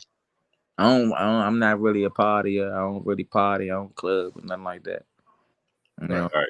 Cyrock King, brother, in the super chat, dropping that Cinco on us in the super chat. He said, "Hotep to your family." Yes, sir. We got Robert Chandler, brother, in the super chat, dropping that Cinco on us in the super chat. He said, "Hey Gary, as a trainer, do you teach a certain style to your little brothers, or do you adjust to your training to their style and talent?" Nah. You supposed to take any good coach supposed to take what a person does naturally and build onto that. You don't supposed to try to take a person and turn them into something else. You know, so we all have the same creed. We was always taught by the same people.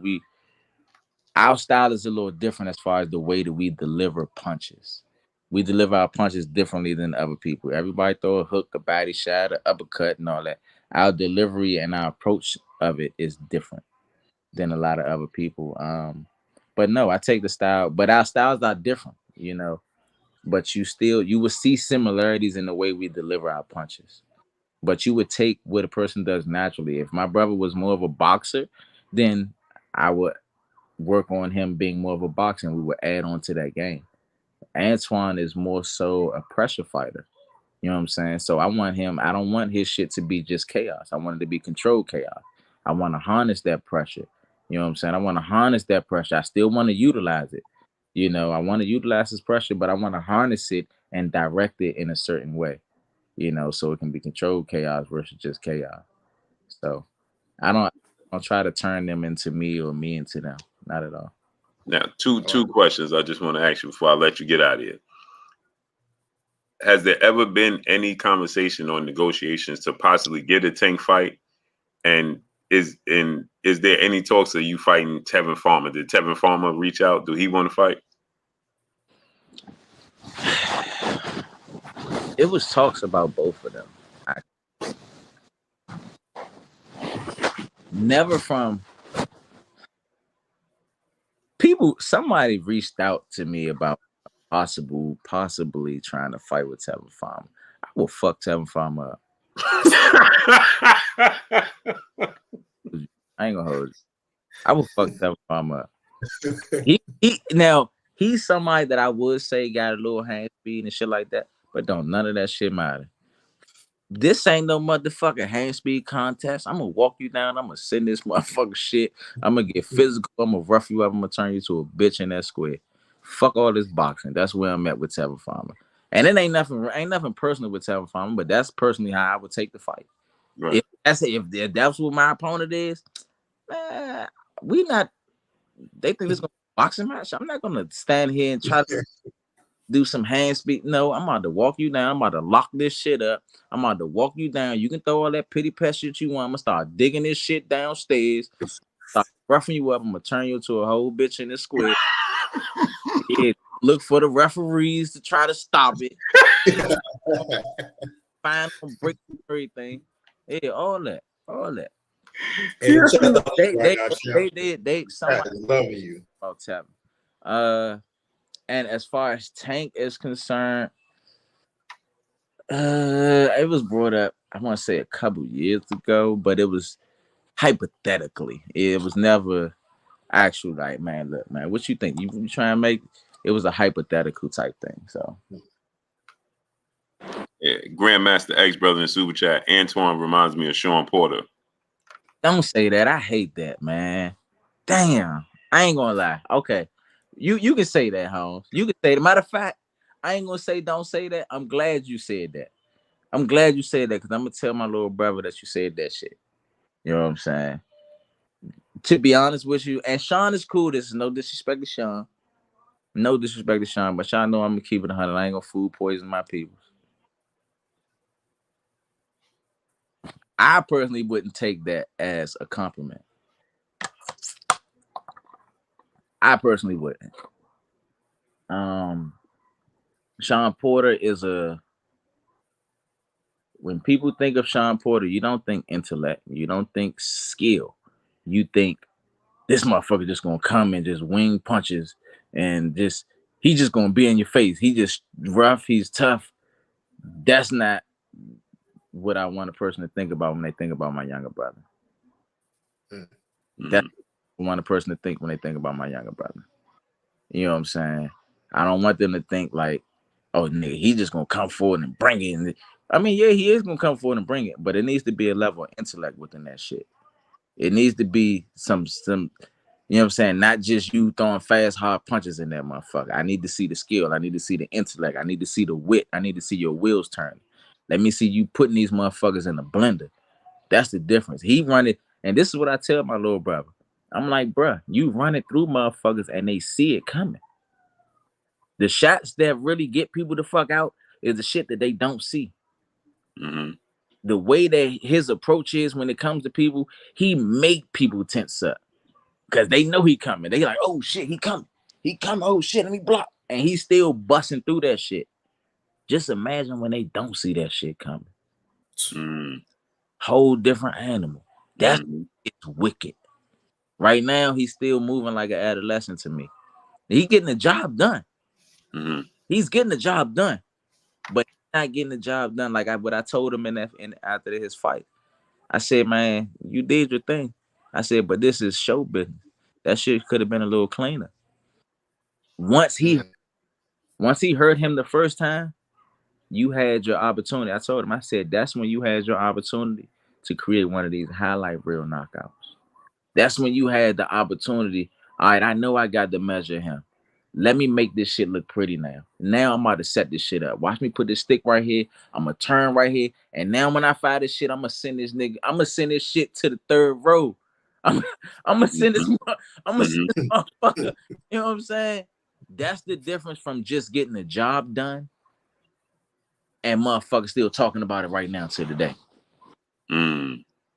Motherfuckers still talking about it because he got the job done. But it would have been different if he would have did it in a different fashion. If it was clean, if it was more calculated, if it was more precise, that's wicked. He just got the job done. So he got room to grow. Yeah, you want to see him do it cleaner. Yeah, I want to see him do it clean. I don't want to see you just running the motherfucker over. I know you my over. Right. Now you put a motherfucker in the blender. They know you burning them up and they see it coming. Mm-hmm. It's gonna hit so much different when they don't. All facts. We got brother Drink More Water in the super chat dropping a cinco on us in the super chat. He said, "What up, Gary? I'm late, so you may have answered this question. When are you fighting again? And also, why Antuanne turned down the title fight with Puyo before Puyo popped dirty?" Man, he ain't turned down the title fight. I pulled this fight. He ain't turned it down. I pulled this fight. Antuanne, just like Antonio. If Antonio was looking suspect in fucking camp before his fight, he wouldn't have fought. You know, Antoine, he wasn't giving me what I wanted in camp. You know, it was stuff that was going on within that camp. I didn't feel as though that he was 100% ready mentally and focused in the way that I wanted to be focused in around that time. That's the reason why he didn't fight. And he said, when can we expect you back in the ring?" I ain't gonna hold you, man. I'm trying to make something shake by the end of this year.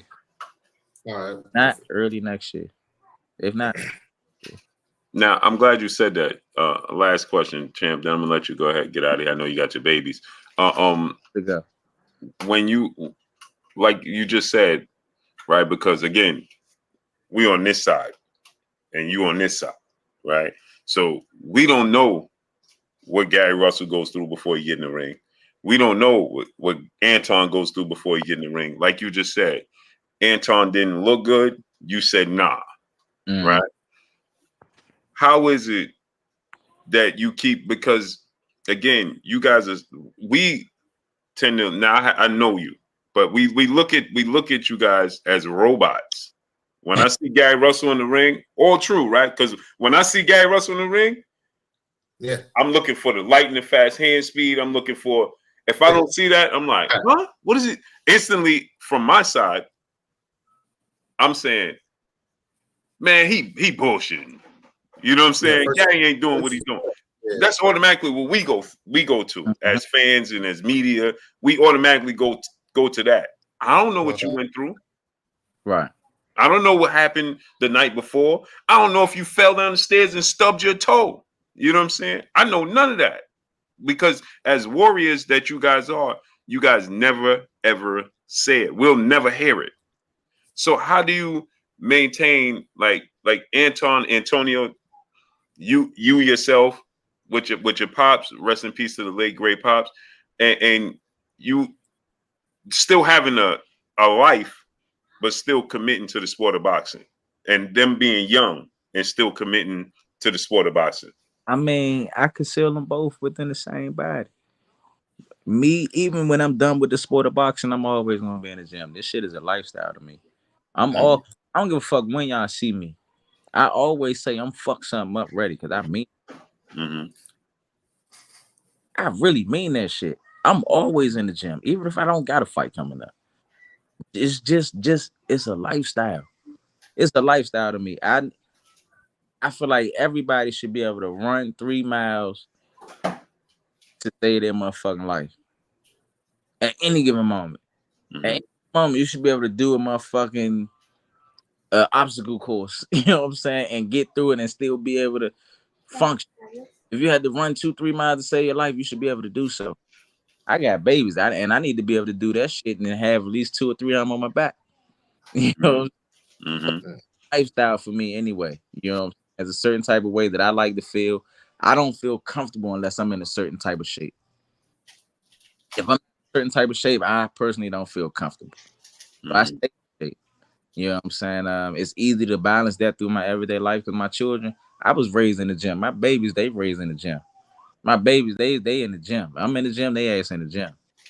You want to play with the bag, grab some gloves, go hit the bag. You start doing too much, come on over here, come sit your ass down right here. You about to sit and watch daddy work. You know what I'm saying? Right.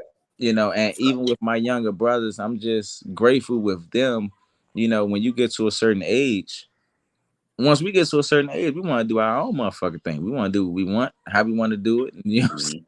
Right. what it is. I'm just grateful that they are Pops taught a certain level of honor, integrity, respect, concept of order, you know, and they still are open minded to constructive criticism and etc. So it takes a couple things for this machinery to continue to work.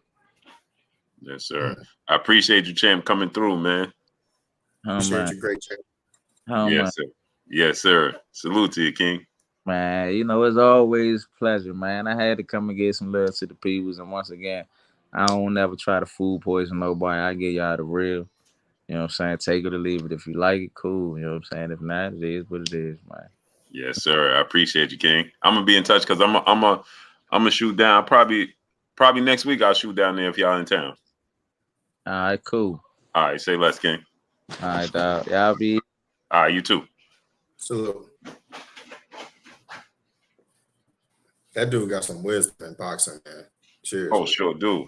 1,000%. Plenty of times just throughout this one conversation. Hey, sir, you frozen again. I can hear you talking, but it's lagging. Oh, seriously? It probably take a second. And I'll be back. Sometimes it do it. Sometimes it do it to you. Take yourself out and come back in again. Bet.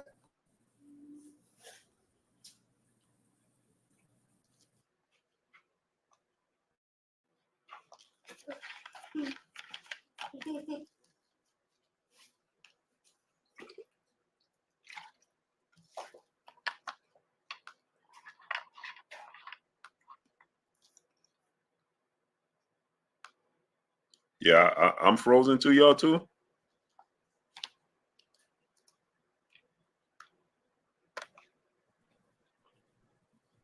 Natty said I'm frozen. Nah, I see you clearly. Yeah, I can see you clear now. Yeah. Oh, okay. Now sometimes it's just StreamYard. It takes a second and it'll correct itself. Yeah, man, that dude is wise, man. Seriously. Yeah, man, that's my guy right there, man. When I see him at fights and everything, man, we kick it, man. We're staying there and kick it. He's supposed to go to some amateur fights. Right. It was when Wilder fought Hellenius in Brooklyn. We was at the hotel. He was heading out. Me and him standing in the hotel lobby talking, man. We just standing there kicking it. Me, Tay Jones, and Gary, man. We standing there kicking it, man. Everybody's coming in and out. Man, we must have kicked it for about at least hour and a half. Almost made him late. All facts. Man. That was a beautiful interview. Hey, I just want to tell the chat. I know we got a lot of people in tonight. Y'all go ahead and smash the X button and click the like button. We appreciate all of you guys, man. It was an awesome interview. You guys was clowning in the chat. Yo, he is funny. I didn't know that dude was that. That dude is funny. Hey, facts. That dude is funny, man. Facts. The moment he said he gonna make Rolly focus, I was like, yo, the chat just blew up. They went crazy. Yeah, bro. Even when he said it, he had me laugh. He had to start laughing because he knew. He knew, bro. Yo, Jay said after 10 seconds, then what? That killed me. That took me over.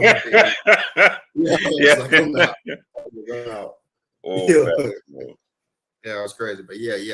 Yeah, so I know you gotta get up early, great brother. Let's get on out of here. Sure thing. It's 12:30, man.